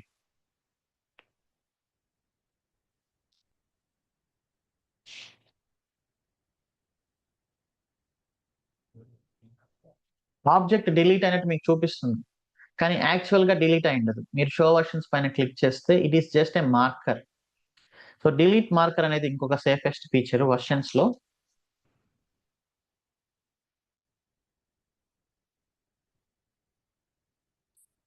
If we delete object in S3, AWS don't delete it really. It will just place delete marker on the object. So in UI, it looks like deleted, but actually it is not deleted.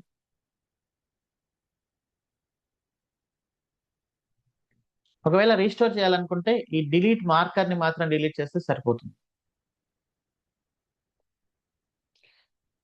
You are not deleting the file, you are just delete marker అంటే recycle bin లాగా అనుకోండి. Recycle bin లోకి వెళ్ళి restore చేసినట్లు. Now you can get the object అనమాట. మరి నేను real గా ఫైల్ ని డిలీట్ చేయాలంటే మీరు ఇక్కడ కన్సోల్ లో ఫైల్ ని డిలీట్ చేస్తే AWS రియల్ గా డిలీట్ చేయట్లేదు, జస్ట్ డిలీట్ మార్కర్ మాత్రమే ప్లేస్ చేస్తుంది. That is safety feature. But if you really want to delete the file,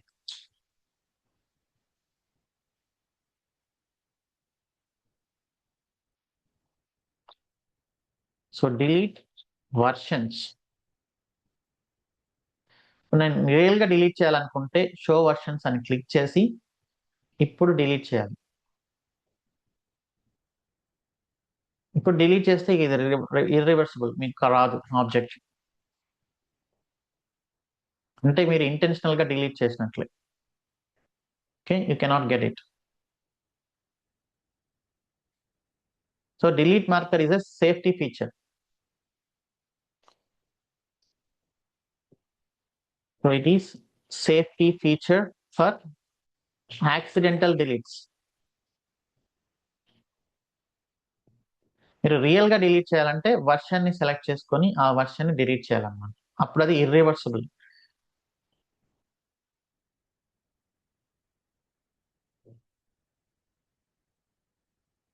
okay,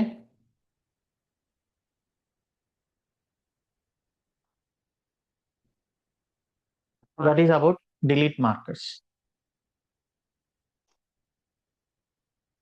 permanent గా డిలీట్ చేయాలంటే స్పెసిఫిక్ వర్షన్ ని సెలెక్ట్ చేసుకొని డిలీట్ చేయాలి. మీరు స్పెసిఫిక్ వర్షన్ ని సెలెక్ట్ చేసుకొని డిలీట్ చేస్తున్నారంటే it is not accidental delete, it is intentional delete. Okay. So ఇప్పుడు నేను చెప్పాను వర్షన్స్ మీరు ఆన్ చేస్తారు. మీరు టెరాఫామ్ పైన వర్క్ చేస్తున్నారు. మీరు అప్లై చేసిన ప్రతిసారి నేను 5 టైమ్స్ అప్లై చేస్తే ఏమవుతుంది? 5 వర్షన్స్ ఉంటాయి కదా!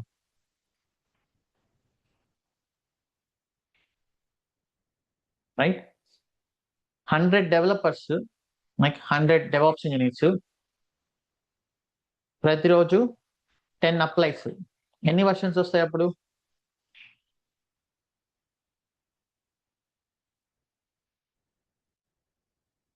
1000 వర్షన్స్ వస్తాయి. 1000 వర్షన్స్ అలా మీరు ఒక 300 డేస్ చేశారంటే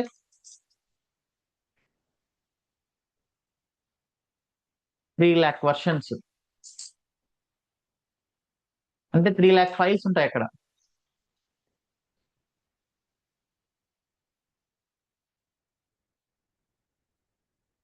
సో అప్పుడు ఇదేమవుతుంది? 3,00,000 ఫైల్స్ కి చార్జెస్ పడతాయి.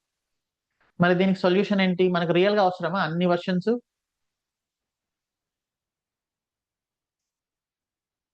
అవసరం లేదు. So you have an option called life cycle rules.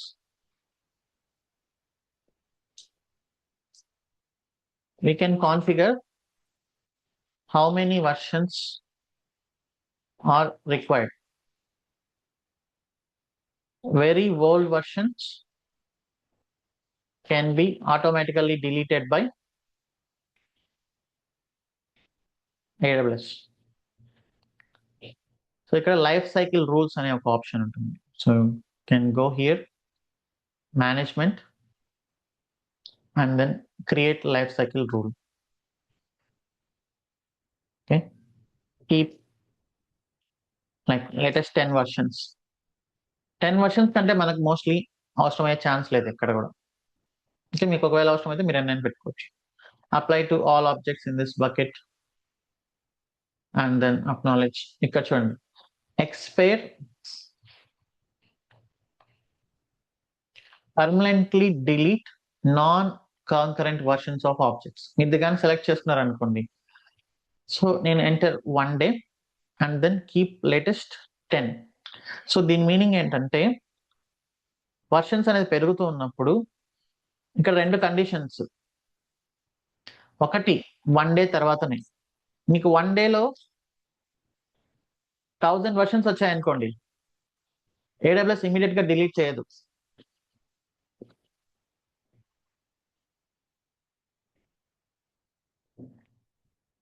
1 day wait చేస్తుంది. So first rule 1 day old అయి ఉండాలి. So should be 1 day old. ఇది సాటిస్ఫై అయిన తర్వాత అప్పుడు లేటెస్ట్ 10ని డిలీట్ చేస్తుంది అనమాట. సో ఇప్పుడు నేను క్రియేట్ రూల్ పెట్టానంటే సో ఇక్కడే ఉంది చూడండి కింద 1 డే అయిన తర్వాత లేటెస్ట్ 10 ఉంచి మిగతా వాటి అన్నిటిని రిమూవ్ చేసేస్తుంది. సో నేను లైఫ్ సైకిల్ రూల్ పెట్టాను అంటే ఇమీడియట్ గా డిలీట్ చేస్తుందని కాదు. సో AWS ఒక బ్యాచ్ జాబ్ రన్ చేస్తుంది ఎవ్రీడే వన్స్. ఓకే. ఆ టైంలో డెసిషన్ తీసుకుంటుంది తప్ప మీరు చేసిన వెంటనే డిలీట్ చేయదు.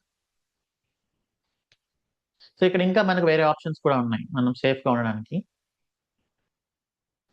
So you can keep delete markers. ఏదైనా మీరు ప్లేస్ చేసి మర్చిపోయింటే అది ఎక్స్పైర్ ఉంటుంది. And then incomplete multi part uploads. మీరు ఏదైనా అప్లోడ్ చేసినప్పుడు సో AWS ఒక 20 GB ఫైల్ ని మీరు అప్లోడ్ చేశారనుకోండి, ఒక మూవీ. అది మధ్యలో నెట్వర్క్ కనెక్షన్ పోయి ఆగిపోయింది.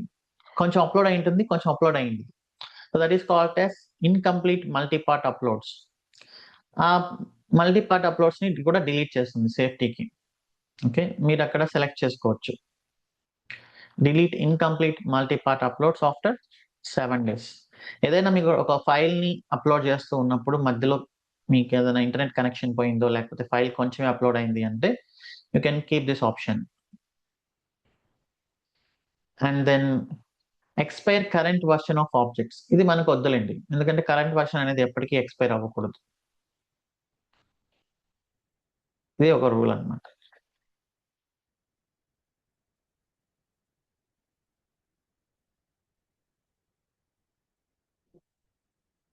ఓకే. సో ఇలా లైఫ్ సైకిల్ రూల్ అనేది మనకు యూజ్ అవుతుంది. So expire non-current versions after certain days and certain number of versions.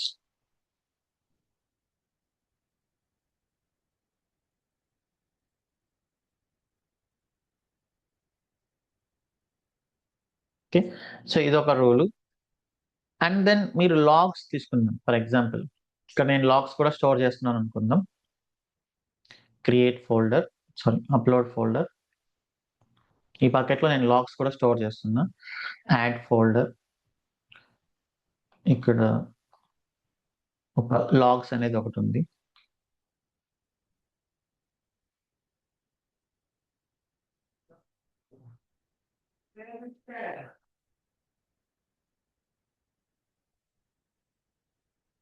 So ఇక్కడ ఇందులో లాగ్స్ అనేవి ఉన్నాయి. ఓకే, సో ఇప్పుడు ఏంటంటే మనం ఒక లైఫ్ సైకిల్ రూల్ రాసుకోవచ్చు. ఏమని, ఇందాక నేను చెప్పాను కదా లాగ్స్ లో, లైక్ 30 days ఓల్డ్ అయిన తర్వాత మూవ్ టు స్టాండర్డ్ ఐఏ, తర్వాత 60 days అయిన తర్వాత మూవ్ టు గ్లేషియర్ ఇన్స్టెంట్, ఆటోమేటిక్గా అనమాట. తర్వాత 90 days అయిన తర్వాత glacier flexible retrieval.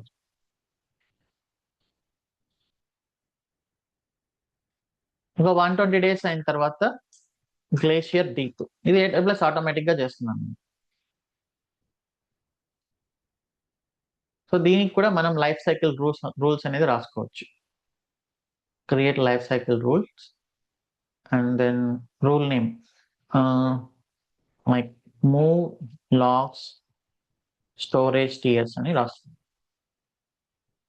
Storage tears and ఇది ఏ ఫోల్డర్ కి అనేది కూడా మనం స్పెసిఫిక్ గా పెట్టుకోవచ్చు. సో మన ఫోల్డర్ నేమ్ వచ్చేసి ఇది కదా, సో లైఫ్ సైకిల్ లాగ్స్ అనే ఫోల్డర్ లో స్లాష్ ఇచ్చి, అంటే ఈ ఫోల్డర్ లో ఉండే ఫైల్స్ ని మనం transition current versions of objects between storage classes. ఇంకా చూడండి, స్టాండర్డ్ ఇన్ఫ్రీక్వెంట్ 30 days, తర్వాత గ్లేషియర్ ఇన్స్టెంట్ రిట్రీవల్ 60 days తర్వాత, next glacier flexible retrieval 90 days తర్వాత, తర్వాత గ్లేషియర్ డీప్ ఆర్కైవ్ 120 days తర్వాత. సో ఇక్కడ మీకు చూపిస్తుంది.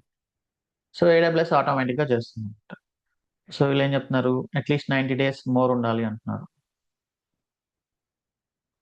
ఓకే, సో 90 రెండింటికి మధ్యలో 90 days మోర్ ఉండాలి.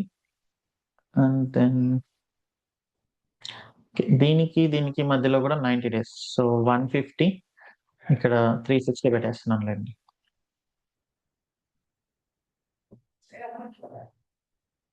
సో ఇలా మీరు లైఫ్ సైకిల్ రూల్స్ అనే వాటిని ఎనేబుల్ చేసుకోవచ్చు,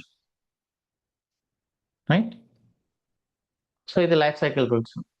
అర్థమైందా ఈ టాపిక్? సో మీరు ఎట్లయినా రాసుకోవచ్చు అనమాట, మీకుండే యూస్ కేసుని బట్టి. ఒకవేళ టెంపరీ ఉంది అంటే 1 day తర్వాత టెంపరీ ఎక్స్పైర్ అయిపోయేటట్లు, అంటే కంప్లీట్ గా డిలీట్ అయిపోయేటట్లు. ఎక్స్పోర్ట్స్ అనే ఫోల్డర్ ఉందంటే కంప్లీట్ గా డిలీట్ అయిపోయేటట్లు. మీ ఇష్టం వచ్చినట్టు లైఫ్ సైకిల్ రూల్స్ మీరు అడ్జస్ట్ చేసుకోవచ్చు. ఇదంతా కాస్ట్ సేవింగ్ కోసం.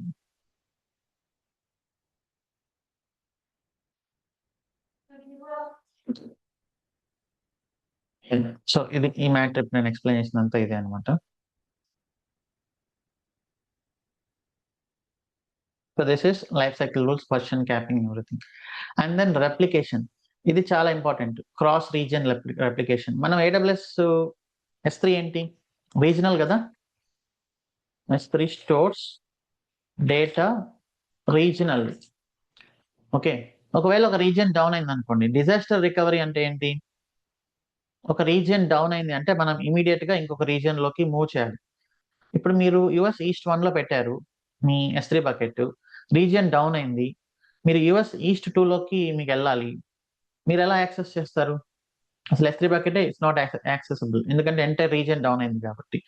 సో అందుకని మీరు సేఫ్టీకి ఏం చేసుకోవాలి అంటే So for dr, keep the replication cross region replication.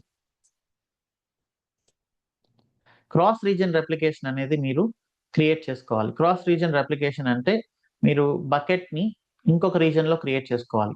So నేను ఐఎమ్ గోయింగ్ టు S3, నేను US ఈస్ట్ 2 లో అంటే దగ్గరగా ఉండే ఇంకొక రీజియన్ లో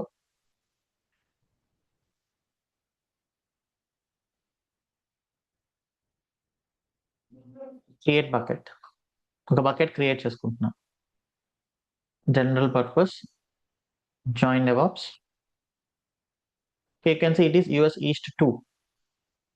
And then ఇక్కడ వర్షనింగ్ బోత్ సైడ్స్ ఆన్ ఉండాలి, ఎందుకంటే వర్షన్స్ కూడా మీకు పంపిస్తూ ఉంటుంది.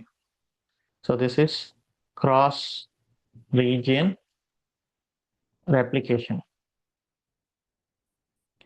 Create bucket in another region.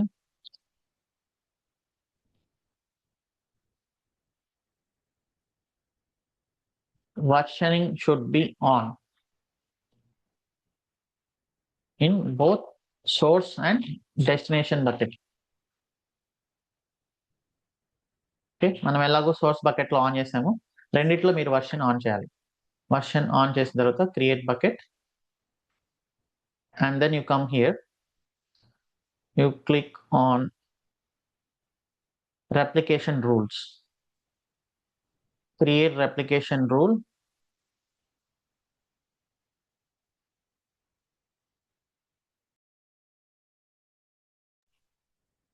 create replication rule, source bucket. ఇది source bucket. So destination bucket వచ్చేసి మనం మొత్తం పంపిస్తాం, apply all objects in this bucket. మీరు కావాలంటే కొన్నే పంపించుకోవాలంటే కొన్నే పంపించుకోవచ్చు. ఇదే అకౌంట్ లో we have this one.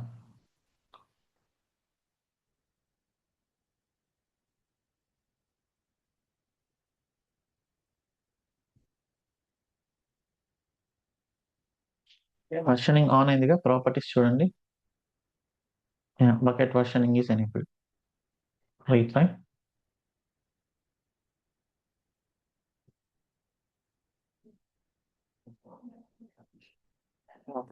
Enable అయింది, కానీ AWS ఎందుకో చెక్ చేసుకోలేదండి. It's okay. ఒక రోల్ క్రియేట్ చేయాలి, మూవ్ చేయడానికి you can click this, it will automatically create. And then destination storage class, you can change it if you want, ఎందుకంటే అక్కడ మనము బ్యాకప్ కోసం కదా, మనమేం ఎక్కువగా యాక్సెస్ చేయం కాబట్టి మీరు కాస్ట్ తగ్గించుకోవడానికి గ్లేషియర్ ఇన్స్టెంట్ రిట్రీవల్ పెట్టుకోవచ్చు. Okay, and then that's it. Delete marker మనకేం రెప్లికేషన్ అవ్వాల్సిన అవసరం లేదు. అండ్ దెన్ ఇది రివర్స్ అన్నమాట, డెస్టినేషన్ నుంచి సోర్స్ కి, అది కూడా మనకు అవసరం లేదు. జస్ట్ బ్యాకప్ కోసం అంతే. ఒక బకెట్ క్రియేట్ చేసుకున్నాము, డెస్టినేషన్ బకెట్ స్టోరేజ్ క్లాస్ కొంచెం చీప్ గా పెట్టుకున్నాం, గ్లేషియర్ ఇన్స్టెంట్ రిట్రీవల్, ఎందుకంటే చాలా రేర్ కేసెస్ లో మనం దీన్ని టచ్ చేస్తాం కాబట్టి. Then click save. ఒక rule ID, okay, cross region US East 2, cross region replication US East 2, ఒక నేమ్ ఇచ్చుకున్నాను. Then click on save. So ఇది బై డిఫాల్ట్ ఏం చేస్తుందంటే, ఇది చెక్ చేయలేకపోతుంది AWS, అందుకని think it's a space, extra space. Yeah, now fine. Save. Okay, so ఇదేంటంటే cross region replication condition. Upcoming files only will be replicated, not existing files. Okay, ఒకవేళ మీకు existing files కావాలి అంటే you need to create a batch job. Yes, replicate existing objects అని select చేసుకొని మీరు ఒక job లాగా క్రియేట్ చేయాలన్నమాట. AWS వచ్చేసి the path must begin with S3. Okay, so ఇలా చేస్తే ఏడబ్ల్యూఎస్ మనకు ఎగ్జిస్టింగ్ ఆబ్జెక్ట్స్ ని కూడా మూవ్ చేస్తుంది. It should be small.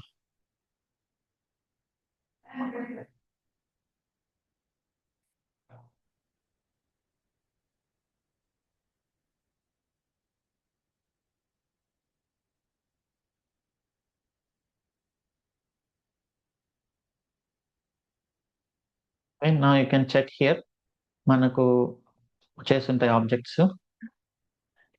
కొంచెం టైం పడుతుంది, ఇది ఇన్ ప్రోగ్రెస్ కదా.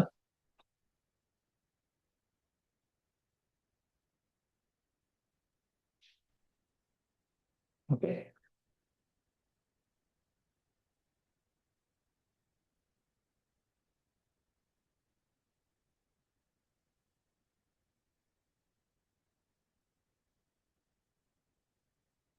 ఆబ్జెక్ట్స్.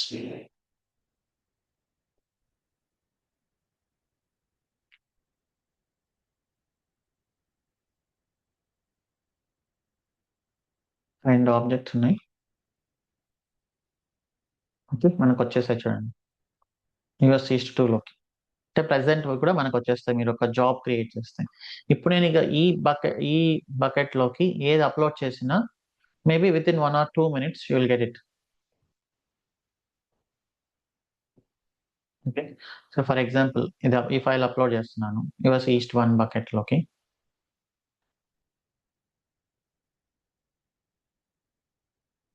ఓకే, ఈ ఫైల్ అప్లోడ్ చేశాను. ఇది కొంచెం టైంలో వస్తుంది అనమాట, ఒక ఇమీడియట్ గా రాదు, just 1 or 2 minutes some time.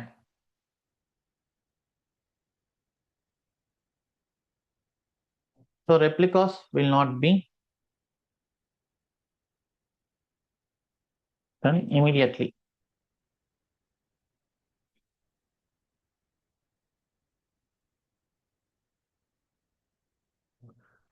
కొంచెం టైం పెట్టింది, just 1 or 2 minutes, but you got it. Glacier instant retrieval. So ఇది డిజాస్టర్ రికవరీ దాంట్లో మనకు యూజ్ అవుతుంది. ఇంకొకటి same region replication. Same region replication general గా అవసరం లేదు, బట్ ఎలాంటి కేసులో అవసరం అవుతుందంటే, ఇప్పుడు మీకు రెండు అకౌంట్స్, ఒక అకౌంట్ కాంప్రమైజ్ అయింది. Okay, so if one account is compromised, attacker accessed S3 bucket and deleted. So అప్పుడు మీకు సేమ్ రీజన్ రెప్లికేషన్ గాని ఉంది అంటే బకెట్ కెన్ సేవ్ us. ఇంకొక అకౌంట్ లో వేసుకోవాలి మనం, సేమ్ అకౌంట్ కాదు. ఇంకొక అకౌంట్ లో బ్యాకప్ ఉంది అనేది అతనికి తెలియకపోవచ్చు. ఒకవేళ తెలిసినా అతను చేసేది ఏం లేదు, ఆ అకౌంట్ కి యాక్సెస్ లేదు కదా తనకి. సో డేటా అనేది అక్కడ సేఫ్ గా ఉంటుంది. ఈ పాయింట్ అర్థమైందా?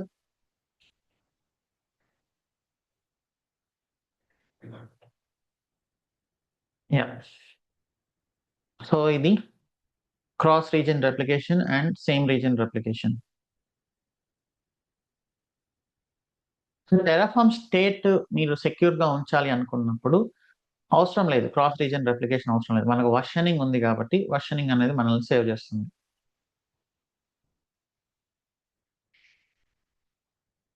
ఓకే, సో ఎవరైనా అటాకర్ తీసుకొని మనల్ని స్టేట్ ఫైల్స్ అన్నిటిని డిలీట్ చేస్తాడేమో అనుకుంటే అప్పుడు మీరు సేమ్ రీజన్ రెప్లికేషన్ లో ఇంకొక బకెట్ వేసుకోవచ్చు వేరే అకౌంట్ లో.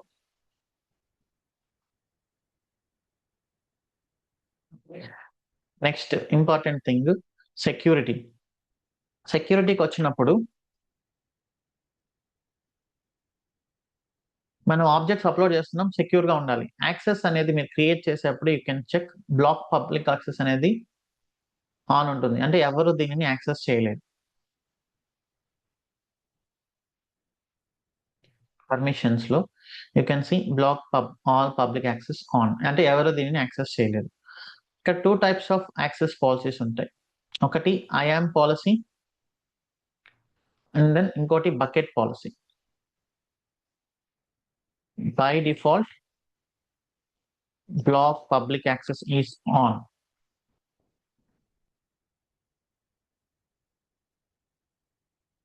ఓకే. సో మనకు యాక్సెస్ ఇవ్వాలి అనుకుంటే రెండు options, IAM policy and then bucket policy.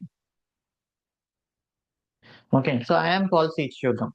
ఇప్పుడు నేను ఒక యూజర్ని క్రియేట్ చేస్తాను. ఐఆమ్ లోపలికి వెళ్ళి ఒక యూజర్ సురేష్ అనే పర్సన్ని క్రియేట్ చేస్తాను. So let's go to users. I will create one user called Suresh. Okay, అతనికి కన్సోల్ యాక్సెస్ ఇస్తున్నా. ఒక పాస్వర్డ్ సెలెక్ట్ చేసుకుంటున్నా, సురేష్.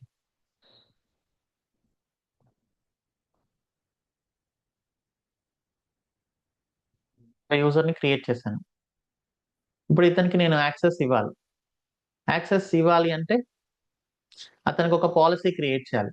సో పాలసీస్ లోపలికి వచ్చి క్రియేట్ పాలసీ, ఐఎమ్ పాలసీ అనమాట. సో అతనికి కావాల్సింది ఏంటి? S3, only S3 bucket access.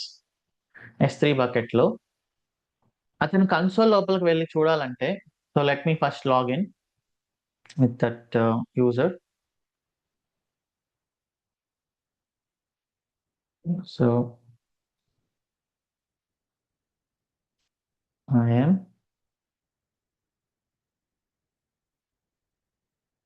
go to that user Suresh. So link వచ్చేసి ఇది, సైన్ ఇన్ లింక్ వచ్చేసి ఇది. సో అతను ఈ సైన్ ఇన్ లింక్ తీసుకుంటాడు.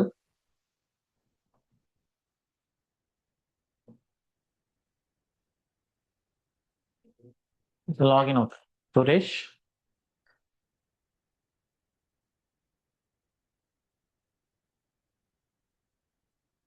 సో ఇతనికి బై డిఫాల్ట్ ఏం యాక్సెస్ లేదు. You cannot access anything in our AWS account. For example S3 బకెట్లోకి వెళ్ళాడు, S3 ఓపెన్ చేశాడు. S3 ఓపెన్ చేసినప్పుడు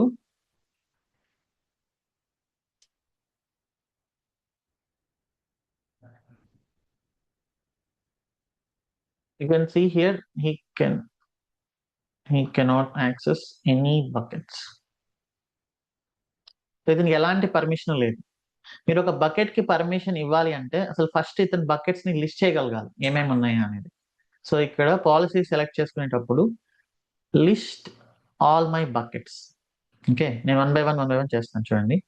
next and then Suresh S3 bucket అని ఇచ్చాను. ఇక్కడ నేను పాలసీ క్రియేట్ పాలసీ. సో ఈ పాలసీని మనం సురేష్కి అప్లై చేయాలి. So open Suresh, add permissions, copy permissions, attach policies, Suresh S3 bucket. So ఇప్పటికి ఇతనికి ఉండే యాక్సెస్ ఏంటి? జస్ట్ బకెట్స్ అన్నిటిని లిస్ట్ చేయగలగడమే. You can see here all the buckets list చేయడం మాత్రమే. సో ఇప్పుడు ఇక్కడ వచ్చి రిఫ్రెష్ చేస్తే now he got the access to list the buckets. కానీ ఇక్కడికి వెళ్ళి బకెట్లో ఉండే ఐటమ్స్ ని తీసుకోలేడు.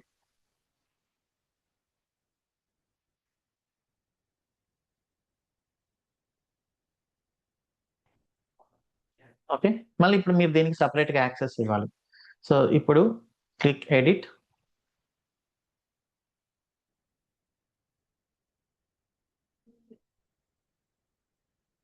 Take visual S3, add one more action, read, and then first list చేయాలి, list bucket.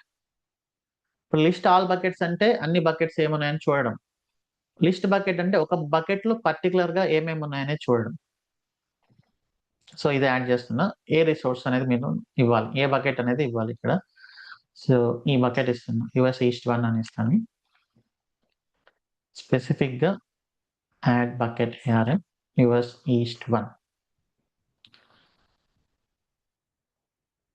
Specific bucket US East 1. ఇప్పుడు ఈ బకెట్ లో ఉండే ఐటమ్స్ మాత్రం అతను లిస్ట్ చేయగలడు.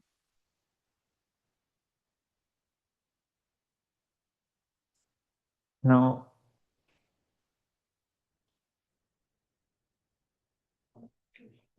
so there is something we need to edit.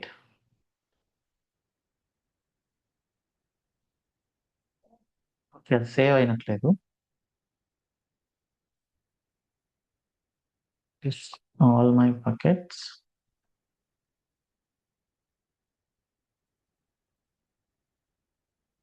ఇక్కడ చూడండి, లిస్ట్ బకెట్ వచ్చినప్పుడు ఇక్కడ AWS లో ఏంటంటే UI లో ఒక చిన్న ప్రాబ్లం ఉంది. ఇక్కడ మీరు /* అని ఇవ్వాలి. లిస్ట్ బకెట్ అని వచ్చినప్పుడు యాక్షన్ /* అంటే ఈ బకెట్ లో లోపల ఉండే ఆబ్జెక్ట్స్ ని లిస్ట్ చేసే యాక్సెస్ అన్నమాట.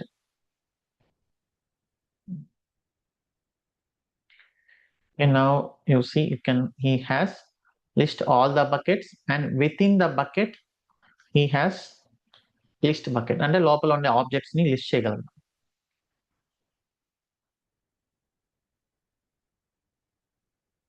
లిస్ట్ 1 కదా ఇచ్చాము.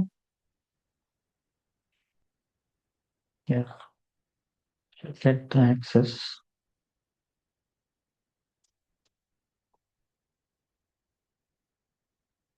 Refresh page.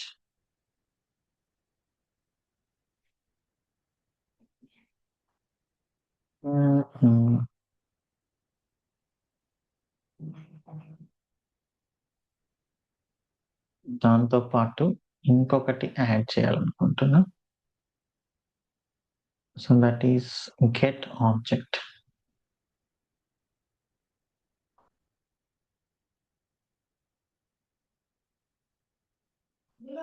ఏంటి ఒక్కటే సెలెక్ట్ అవుతుంది?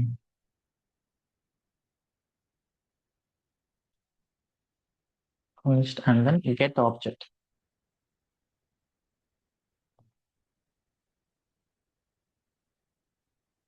List all my buckets, and then read లో get objects అని ఉంటుంది. Get object and get object versions కూడా. Get object version.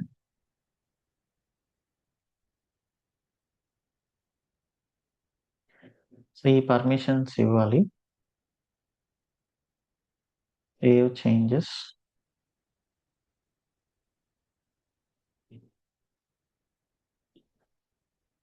JSON select చేస్తే now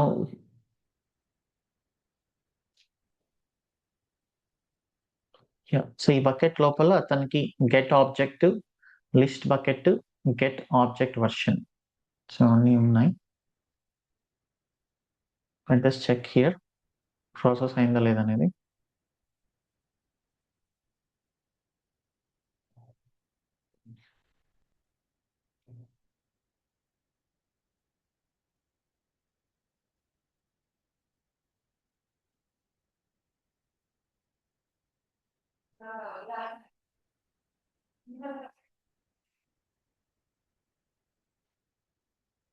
ఇక్కడ రిసోర్సెస్ లో 2 సెలెక్ట్ చేయాలి. ఇది కొంచెం AWS విజువలైజేషన్ లో ఉండే ఒక చిన్న క్యాచ్.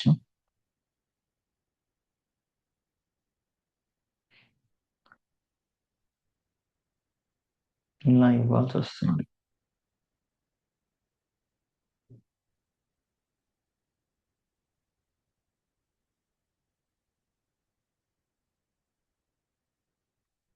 రిసోర్సెస్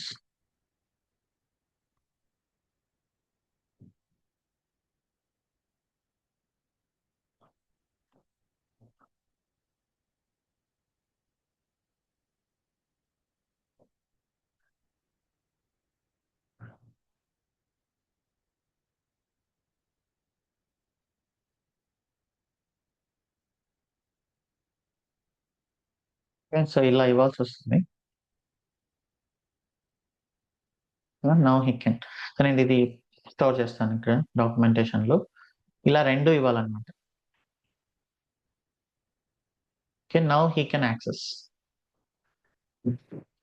సో ఇలా మనం IAM పాలసీ ద్వారా ఇవ్వచ్చు, ఆర్ ఎల్స్ బకెట్ పాలసీ ద్వారా ఇవ్వచ్చు. ఇక్కడ రూల్స్ ఏంటంటే ఇక్కడ నేను ఏదైనా ఒక దాంట్లో డినై ఉందనుకోండి, అప్పుడు ఓవరాల్ గా ఎఫెక్టివ్ గా ఏమవుతుంది పాలసీ?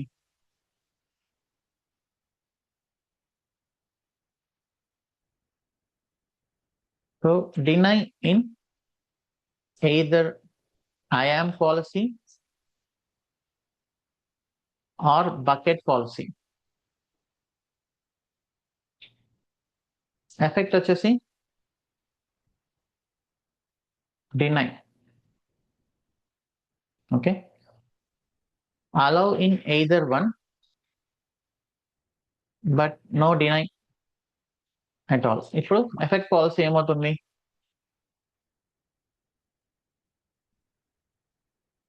అలౌ అవుతుంది.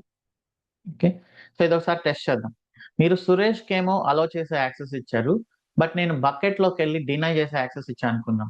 ఫర్ ఎగ్జాంపుల్ పర్మిషన్స్లో bucket policy, edit bucket policy, ఒక స్టేట్మెంట్ యాడ్ చేస్తున్నా,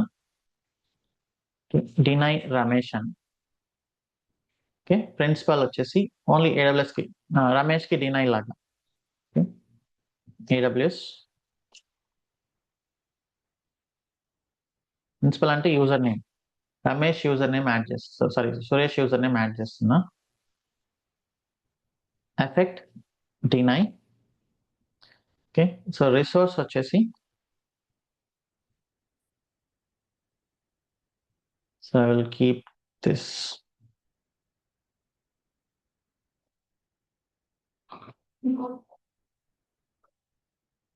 okay, so action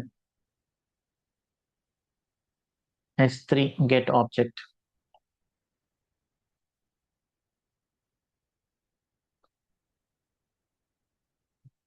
okay, so ఇతనికి ఎక్స్ప్లిసిట్ గా డినై ఇస్తున్నా నేను. సురేష్ కి ఆబ్జెక్ట్స్ ని తీసుకునే యాక్సెస్ ఎక్స్ప్లిసిట్ గా డినై ఇస్తున్నా. సేవ్ చేసే ముందు ఒకసారి టెస్ట్ చేద్దాం. Now he can open and check the content. Okay, ఇప్పుడు నేను ఎక్స్ప్లిసిట్ డినై యాడ్ చేస్తున్నాను.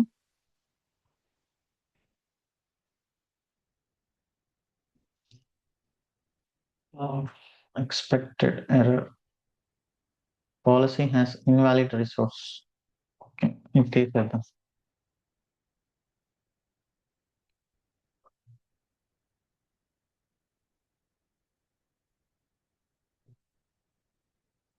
ఒక్కటే ఉన్నప్పుడు ఇలా ఇవ్వాలి అనుకుంటాను.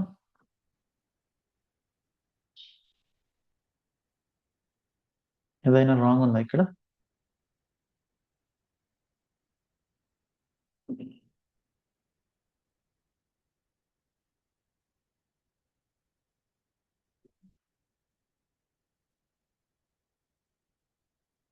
మేం పెద్ద మ్యాటర్ కాదు.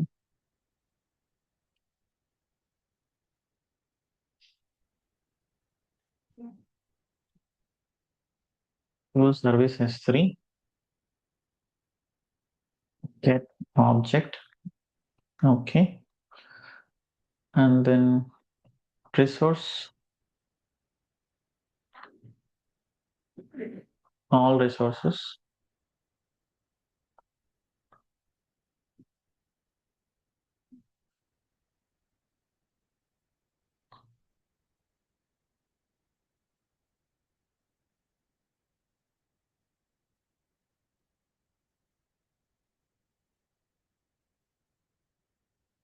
Line number 15, column number 4, unsupported resource ARN.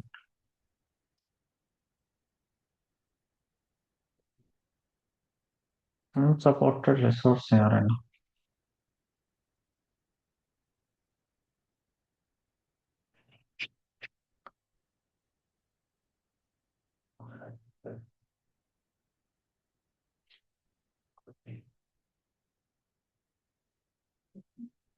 దీంట్లో ఏమైనా మిస్టేక్ ఉందా?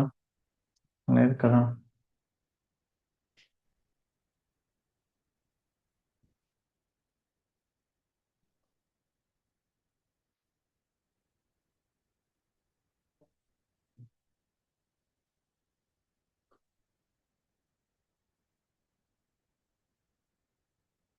సరే, ఇలా ఇద్దాం.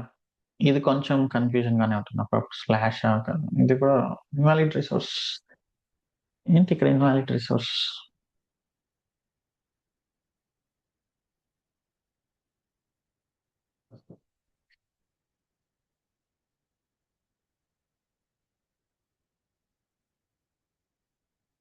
US east 1 correct.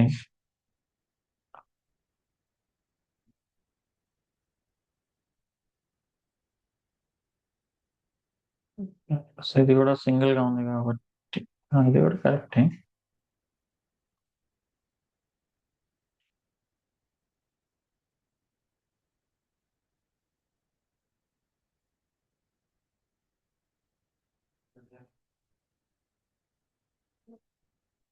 నేను ఇక్కడ UI లో జనరేట్ చేస్తున్నా. S3 bucket policy generator.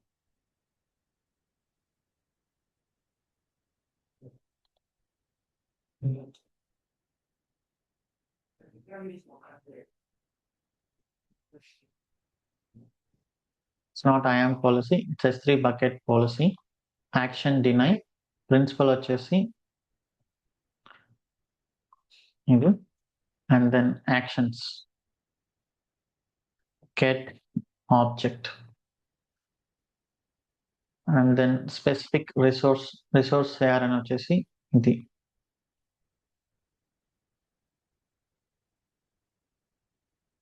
Okay. Generate policy. Add statement and then generate policy. So ఇది యాక్చువల్లీ సేమే కదా almost.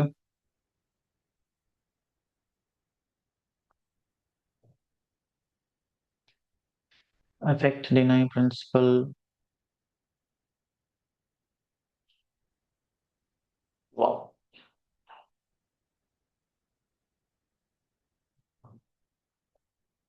Policy has invalid resource.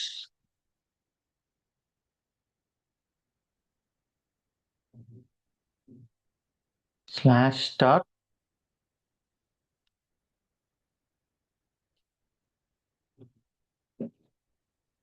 Claude help తీసుకుందాం.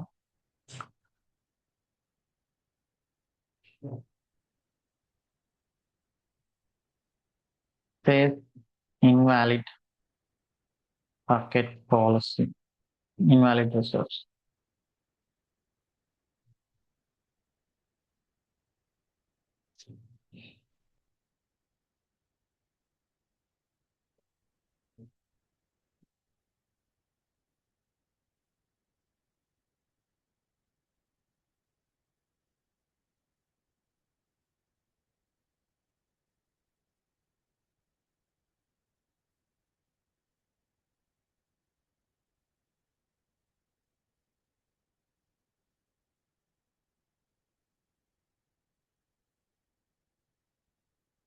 Bucket is there.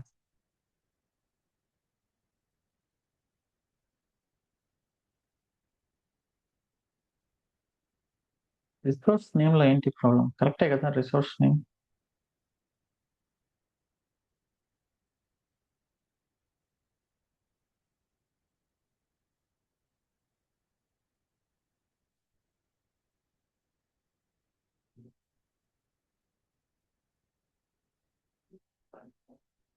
ఇలాంటప్పుడు లెటెస్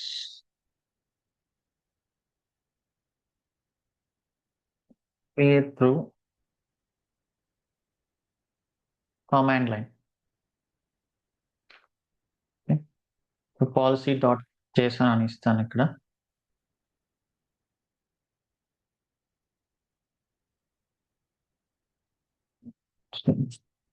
పాలసీ వచ్చేసి ఇది.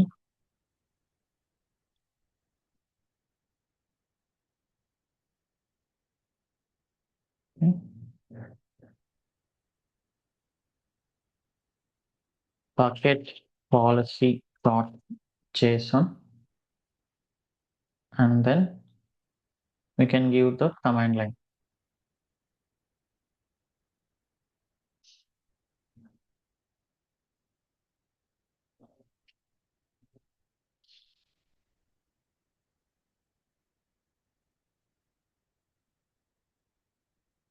bucket hyphen policy dot JSON. ఇది downloads folder లో ఉంది.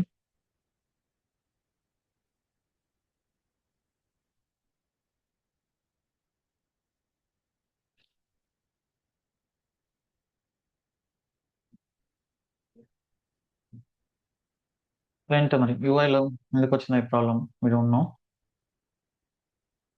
Permissions, no bucket policy.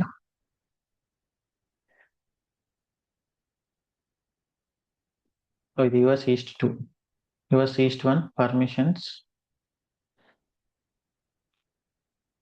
నేను దీనికి అప్లై చేస్తున్నానా యాక్చువల్లీ? That's mistake. నేను యుఎస్ ఈస్ట్ 2కి యుఎస్ ఈస్ట్ 1 వేసి అప్లై చేస్తున్నా. సో అది problem. Sorry, I didn't check properly. So ఇప్పుడు ఇది కదా, ఇప్పుడు ఈ పాలసీ వచ్చిన తర్వాత నౌ హీ కెన్ సీ, ఇదేం ప్రాబ్లం లేదు.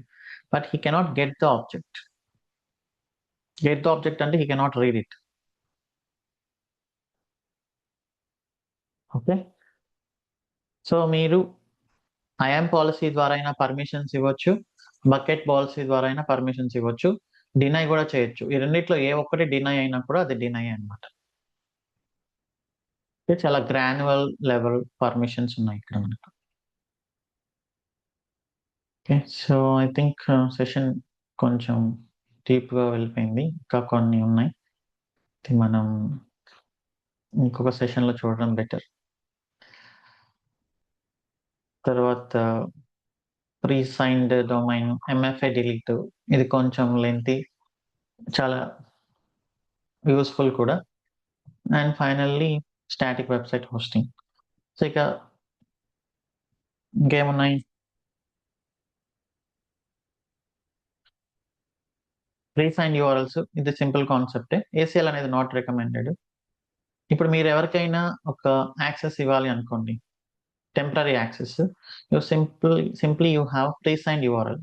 ఇప్పుడు నేను ఇక్కడ ఇది క్లిక్ చేసి యాక్షన్స్, ప్రీ సైన్డ్ యూఆర్ఎల్, ఒక 5 minutes యాక్సెస్ ఇవ్వాలనుకుంటే, జనరల్గా మీకు ఎప్పుడైనా వెండర్స్తో కలిసి వర్క్ చేసేటప్పుడు, లైక్ ఎయిర్టెల్ వాళ్ళతో అలా ఎప్పుడైనా ఒక సైన్ చేయాలి మీరు ఒక డాక్యుమెంట్ పైన అన్నప్పుడు, వాళ్ళు ఒక పీడిఎఫ్ ఇలా మీకు షేర్ చేస్తారనమాట. ఒక 5 to 10 minutes create place and URL అని చేసిన తర్వాత now you can access.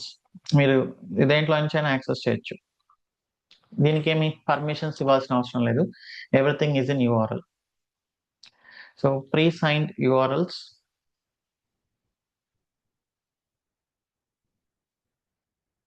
we can generate for objects with time validity. So no need of I am user or bucket policy. Okay, so ఇదొక feature temporary access ఇవ్వడానికి. Okay, so that's all. ఇక next సెషన్లో maybe ఈ week డేస్లోనే, ఇంకా too much లేకుండా evening time ఎప్పుడైనా, tomorrow or day after tomorrow we will discuss MFA delete. ఇది చాలా important. And then so use case ఏంటి, how can you keep Terraform state secure. So ఇది మన రియల్ యూస్ కేస్. సో ఇవన్నీ మనం అర్థం చేసుకుంటున్నాం, బట్ ఎక్కడో చోట దాన్ని చేసి చూడాలి కదా. సో అప్పుడు ఏంటి, మీకు ఏమేమి ఆప్షన్స్ పెట్టాలి చెప్పండి?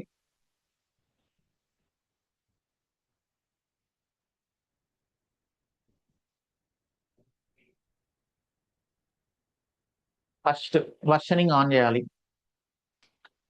సెకండ్ ఎంఎఫ్ఐ డిలీట్ అనమాట. సో స్టేట్ ఫైల్ ని డిలీట్ చేసే యాక్సెస్ ఎవరికైనా ఇవ్వాలా? So no one should have delete state file access. Okay, so state file ఎంత ఇంపార్టెంట్ అంటే, మీరు ఆటోమేషన్ చేశారు టెరాఫామ్ తో, బట్ స్టేట్ ఫైల్ కానీ మీరు కానీ లూజ్ అయ్యారనుకుంటే అయితే దాన్ని రీజనరేట్ చేయడం చాలా అంటే చాలా టఫ్.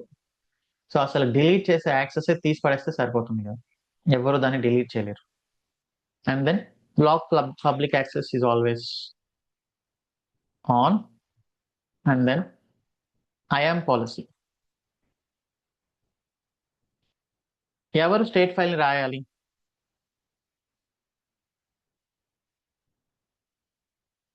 స్టేట్ ఫైల్ ని ఎవరు రాయాలి అంటే, put object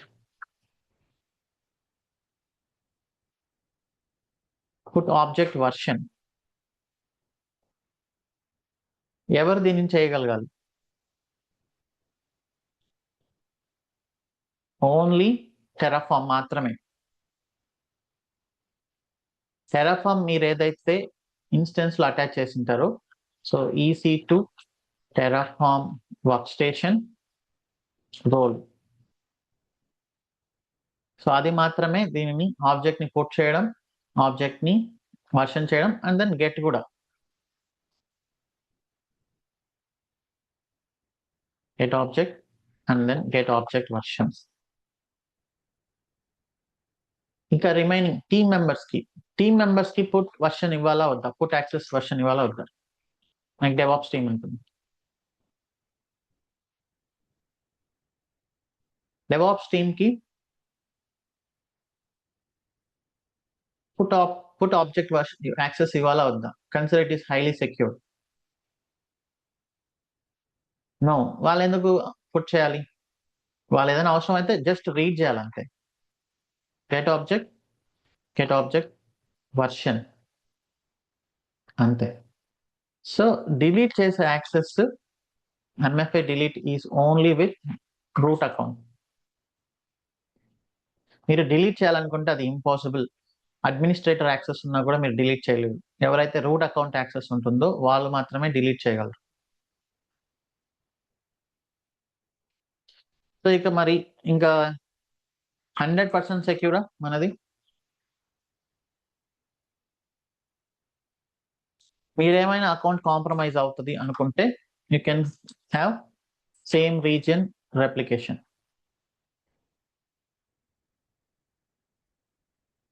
so two different account or cross region అయినా మీ ఇష్టం ఏదైనా application. And then encryption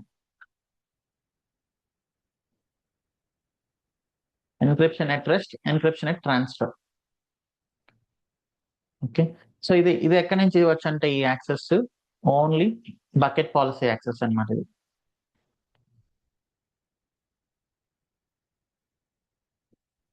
okay. So మీరు స్టేట్ ఫైల్ అప్లోడ్ చేయాలన్నా అండ్ దెన్ ట్రాన్స్ఫర్ చేయాలన్నా ఈ ప్రాసెస్ అంతా మీరు HTTPS ద్వారా మాత్రమే చేయాలి. So only HTTPS. Okay. So ఇవన్నీ ఇంప్లిమెంట్ చేస్తే మీ స్టేట్ ఫైల్ అనేది you can say it's completely secure. So ఇది నెక్స్ట్ సెషన్లో చూద్దాం. Okay. Let us stop till here and have a few questions.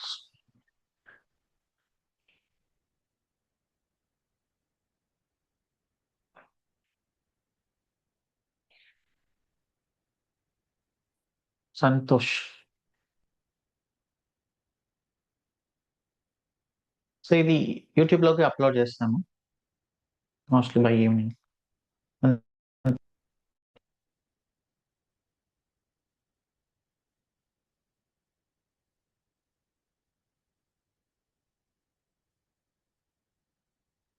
Hi Swaroop.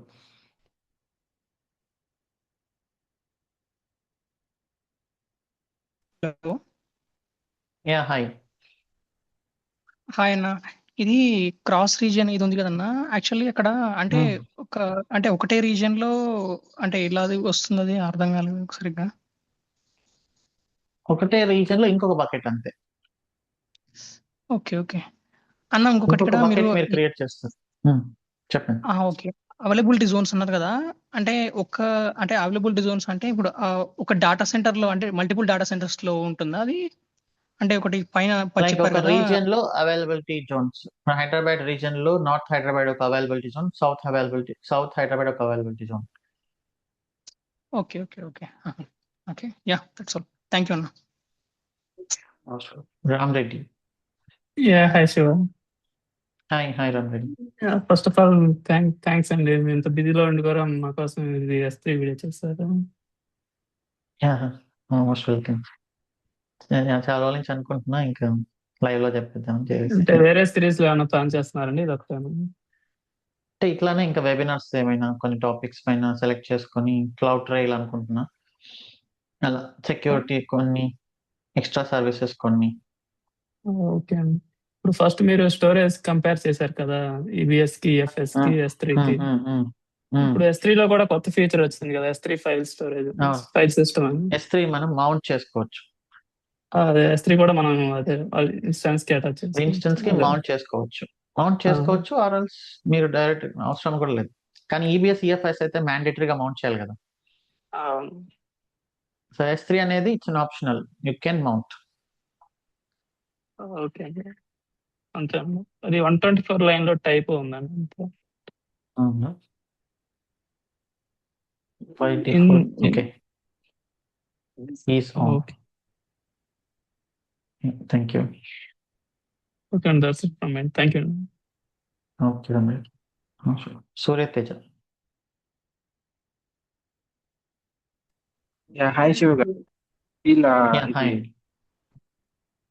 ఈ క్రాస్ రీజియన్ చెప్పారు కదా, అది క్రాస్ రీజియన్ లాగానే క్రాస్ అకౌంట్స్ కూడా ఉంటాయా? అంటే ఒక అకౌంట్ లో S3 బకెట్ క్రియేట్ చేసి ఇంకో క్రాస్ అకౌంట్స్ లో రీజన్ మెయింటైన్ అయినా, సేమ్ అకౌంట్ అయినా, సేమ్ రీజన్ అయినా వేరే అకౌంట్ సెలెక్ట్ చేసుకోవచ్చు. ఓకే, అలా సేమ్ ఐఎమ్ రోల్స్ తో మేనేజ్ చేయాలి దాని పార్ట్ కూడా, అంటే ఐఆమ్ కనెక్షన్స్ రోల్స్ క్రియేట్ చేసుకోవాలి, యాక్సెస్ ఉంటుంది, ఐఆమ్ రోల్ యాక్సెస్ ఉంటుంది. సో నెక్స్ట్ సెషన్ లో ఇంకొక యూస్ కేస్ చూద్దాం. అదేంటంటే మీరు అకౌంట్ 1 లో S3 బకెట్ ఉంటుంది, అకౌంట్ 2 లో యూజర్ కి అకౌంట్ 1 లో S3 బకెట్ యాక్సెస్ ఇవ్వాలి, క్రాస్ అకౌంట్ యాక్సెస్. అది నెక్స్ట్ సెషన్ లో నేను యాడ్ చేస్తాను, అప్పుడు మీకు కొంచెం క్లారిటీ వస్తుంది. సో మన ఛానల్ ప్లేలిస్ట్ లో ఐఆమ్ అని ఒకటి ఉంది. మీరు ఐఆమ్ గురించి చాలా డీప్ గా కావాలి అంటే అది ఒకసారి చూడండి, I am playlist. Okay, already 86 batch లో జాయిన్ అయ్యాను, చూస్తున్నాను ప్రోగ్రామ్ మొత్తం. అండ్ మా ప్రాజెక్ట్ లో ఈసీఆర్ అనేది అట్లా మెయింటైన్ చేశారు. అంటే ఇప్పుడు మేము నాన్ ప్రాడ్ లో పుష్ చేసిన ఈసీఆర్ ఆటోమేటిక్ ఆటో రిప్లికేషన్ అని ఏదో చేశారు. సో అది ఒకసారి చెక్ చేద్దాం. ఆటో అదే ఇప్పుడు రిప్లికేషన్ నేను చేశాను ఆటోమేటిక్ గా కదా. ఈసీఆర్ అనేది రిప్లిక్ అయిపోతుంది. సేమ్ అదే అర్థమే కొంచెం. ఓకే అండి, బ్యాక్. అమీర్ ఖాన్, ఎవరైనా గుడ్ న్యూస్ ఉందా ఈ గ్యాప్ లో? ఎవరైనా జాబ్ కొట్టడం? If you want to share it in live here please. Hi అన్న. హాయ్ అమీర్. అన్న అది మన అమెజాన్ ఈఎఫ్ఎస్ ఉంది కదా, that is nothing but NAS drives కదా అవి. NAS NFS. అది ఎన్ఎఫ్ఎస్ ప్రోటోకాల్ కదా అన్న. ఇప్పుడు నాస్ డ్రైవ్స్ అని ఉంటాయి కదా, నెట్వర్క్ అటాచ్డ్ స్టోరేజ్ ని. అదే ఇది. అదే ఇది కదా, మరి ఇది అయితే ఎన్ఎఫ్ఎస్ లైనక్స్ కదా, మరి విండోస్ కి అయితే వేరే సర్వీస్ ఏముందన్న విండోస్ కి? విండోస్ కి నాకు కంప్లీట్లీ నో ఐడియా, సెర్చ్ చేస్తే వస్తుంది. సో విండోస్ ఇప్పుడైతే NFS NFS solution. SMB protocol అనుకుంటా అది. నాకు కన్ఫ్యూజన్ గా ఉంటుంది నాకు అది. మీరు విండోస్ పైన వర్క్ చేస్తారా? అంటే సో మేము ఎన్ఎఫ్ఎస్ సర్వర్ అనేది సేమ్, ఎన్ఎఫ్ఎస్ క్లయింట్ మాత్రమే చేంజ్ అవుతుంది. సో ఎన్ఎఫ్ఎస్ సర్వర్ ఇప్పుడు మనం స్టోర్ చేసేది, ఎన్ఎఫ్ఎస్ క్లయింట్ మీరు ఇన్స్టాల్ చేసుకోవాలి. లైనక్స్ లో ఒక టైప్ ఆఫ్ క్లయింట్ ఇన్స్టాల్ చేస్తారు, విండోస్ లో ఇంకొక క్లయింట్ ఇన్స్టాల్ విండోస్. చేస్తారు. ఓకే ఓకే, చూస్తాను నేనైతే. Yeah.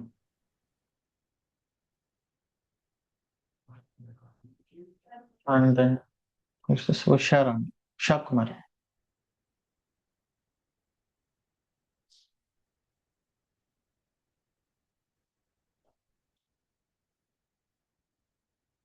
Sai Krishna.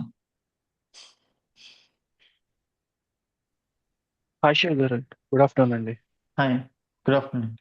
So first of all thank you అండి, ఎందుకంటే ఇట్లా S3 అనేది మెయిన్ కాంపోనెంట్ అది యాక్చువల్లీ AWS లో. S3 కానీ లేకపోతే కొన్ని ఇంపార్టెంట్ సర్వీసెస్ ఉన్నాయి కదా, సో వాటిని ఇప్పుడు మీరు చెప్పారు కదా, ఇట్లా టైం కుదిరినప్పుడు ఎప్పుడైనా ఇట్లా సండే కానీ సాటర్డే కానీ ఒక 1.5 hour ఎవ్రీ టాపిక్ అలా చెప్తే కొంచెం, అంటే మీరేంటంటే మనకి యూజువల్గా క్లాసెస్ చెప్పేటప్పుడు ఈ AWS రిలేటెడ్ ఏమైనా మనకి చెప్తుంటే, అంటే డెవాప్స్ బోత్ AWS ఇంటిగ్రేట్ చేసి చెప్తారు కదా, సో అట్లా కాకుండా ఇలా మీరు చెప్తే గనక చాలా కొంచెం ఇంకా ఇన్‌డెప్త్ నాలెడ్జ్ వస్తదని చెప్పేసి just small Yeah, suggestion.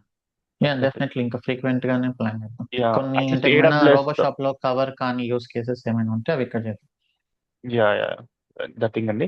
And నా డౌట్ ఏంటంటే ఇందాక మీరు యాక్చువల్లీ మన వర్షనింగ్ గురించి చెప్పారు కదా S3లో బకెట్‌లో. సో మనకేంటంటే మీరు వర్షనింగ్ అలౌ చేసి అంటే లైక్ ఆ ఫైల్‌ని పర్మనెంట్‌గా డిలీట్ చేయాలి అనంటే వర్షనింగ్ ఎనేబుల్ చేసి ఆ వర్షన్ ఏదైతే వర్షన్ ఉందో అది అక్కడ మనం సెలెక్ట్ చేసి డిలీట్ చేస్తాం కదా. So the thing is file కంప్లీట్‌గా డిలీట్ అవ్వడానికి నా డౌట్ ఏంటంటే యాక్చువల్‌గా అక్కడ మనకి అంటే న్యూ ఫైల్ మనం యాడ్ చేస్తున్న కొద్దీ మనకి వర్షన్స్ అనేవి కింద వస్తూ ఉంటాయి కదా. సో అవును. ఆ పర్టికులర్ గా ఏ వర్షన్ అనేది డిలీట్ చేయాలి. ద థింగ్ ఈజ్ ఏంటంటే ప్రీవియస్ వర్షన్స్ కూడా అన్ని ఉంటాయి కాబట్టి ఏ పర్టికులర్ వర్షన్ మనం డిలీట్ చేయాలి అని. ఇంక ఏది అవసరం లేదనుకుంటే అది డిలీట్ చేసుకోవచ్చు. అందుకే కదా మనం లైఫ్ సైకిల్ రూల్స్ పెట్టాము, ఓకే. మాన్యువల్ గా కాకుండా ఆటోమేటెడ్ గా డిలీట్ అవ్వడానికి. ఓకే. సో అది ఆటోమేటిక్ డిలీట్ అయిపోతూ ఉంటది. అంటే మెయిన్ ఫైల్ అంటే యూజువల్ గా అయితే మెయిన్ ఫైల్ ని డిలీట్ చేయాలంటే ఈ వర్షన్స్ లో ఏదో ఎనీ వర్షన్ మనకు కావాలంటే లేటెస్ట్ దాన్ని వర్షన్, డిలీట్. ఓకే. ఇప్పుడు మీరు లేటెస్ట్ వర్షన్ డిలీట్ చేసుకోవాలంటే ఆ వర్షన్స్ లో ఏది టాప్ ఉంటుందో దాన్ని డిలీట్ చేయాలి. ఓకే. అప్పుడు ఓకే. ఆటోమేటిక్ గా నెక్స్ట్ ఉండే వర్షన్, నెక్స్ట్ ప్రీవియస్ వర్షన్ ఇప్పుడు మెయిన్ వర్షన్ అయిపోతుంది. ఓకే. గాట్ ఇట్ అండి. యాక్చువల్లీ మీకు చెప్పాను కదండి మాది ఈటీఎల్ ప్రాజెక్ట్. సో దాంట్లో ఇప్పుడైతే నేను ఐఎమ్ ఆన్ బెంచ్. బట్ నా పాస్ట్ ప్రాజెక్ట్ ఏదైతే ఉందో దాంట్లో కూడా యాక్చువల్లీ మేము ఏంటంటే S3 బకెట్ మేము ఎందుకు యూజ్ చేసామంటే యూజువల్ గా AWS గ్లూ ఉంది కదా మనకి, ఒక సర్వీస్ స్క్రిప్టింగ్ రాస్తాం కదా అందులో. సో PySpark ఆల్రెడీ మేము ఏం చేస్తామంటే ఎగ్జిస్టింగ్ జస్ట్ వర్క్ ఫ్లోస్ ని టెస్ట్ చేయడానికి ఎగ్జిస్టింగ్ స్క్రిప్ట్స్ ఏవైతే ఉన్నాయో వాటిని మనం యూజ్ చేసి S3 బకెట్ లో అంటే డైరెక్ట్ గా డేటాబేస్ కి డేటా వెళ్లకుండా మనం S3 బకెట్ లో కూడా టెస్ట్ చేసుకోవచ్చు యాక్చువల్లీ ఆ పర్టికులర్ బకెట్స్ ను క్రియేట్ చేసేసి. సో అట్లా మేము టెస్ట్ చేసేవాళ్ళం అనమాట. సో వర్షనింగ్ అంటే ఫైల్ ఒకసారి వచ్చినప్పుడు ఫస్ట్ మెయిన్ ఫైల్ వస్తుంది, దాని తర్వాత ఇంకొక వర్షన్ వచ్చేది. సో అట్లా ఏంటంటే మాకు తెలియనప్పుడు ఏం చేసేవాళ్ళం అంటే ప్రీవియస్ వర్షన్ ఏదైతే ఉందో లైక్ వాటిని డిలీట్ చేస్తూ ఉండేవాళ్ళం అనమాట లేటెస్ట్ ఫైల్ కోసం. సో అట్లా ఒక కేసు వచ్చింది మీరు చెప్పిన దానికి అది కొంచెం సింక్ అయింది అనమాట అట్లా. Okay. Okay, nice. Okay, that's all. ఇక నెక్స్ట్ ఈ రిమైనింగ్ పార్ట్ అనేది maybe tomorrow or day after tomorrow evening plan చేద్దాం. Will communicate. Thank you so much. See you next session. Have a nice weekend. Bye by.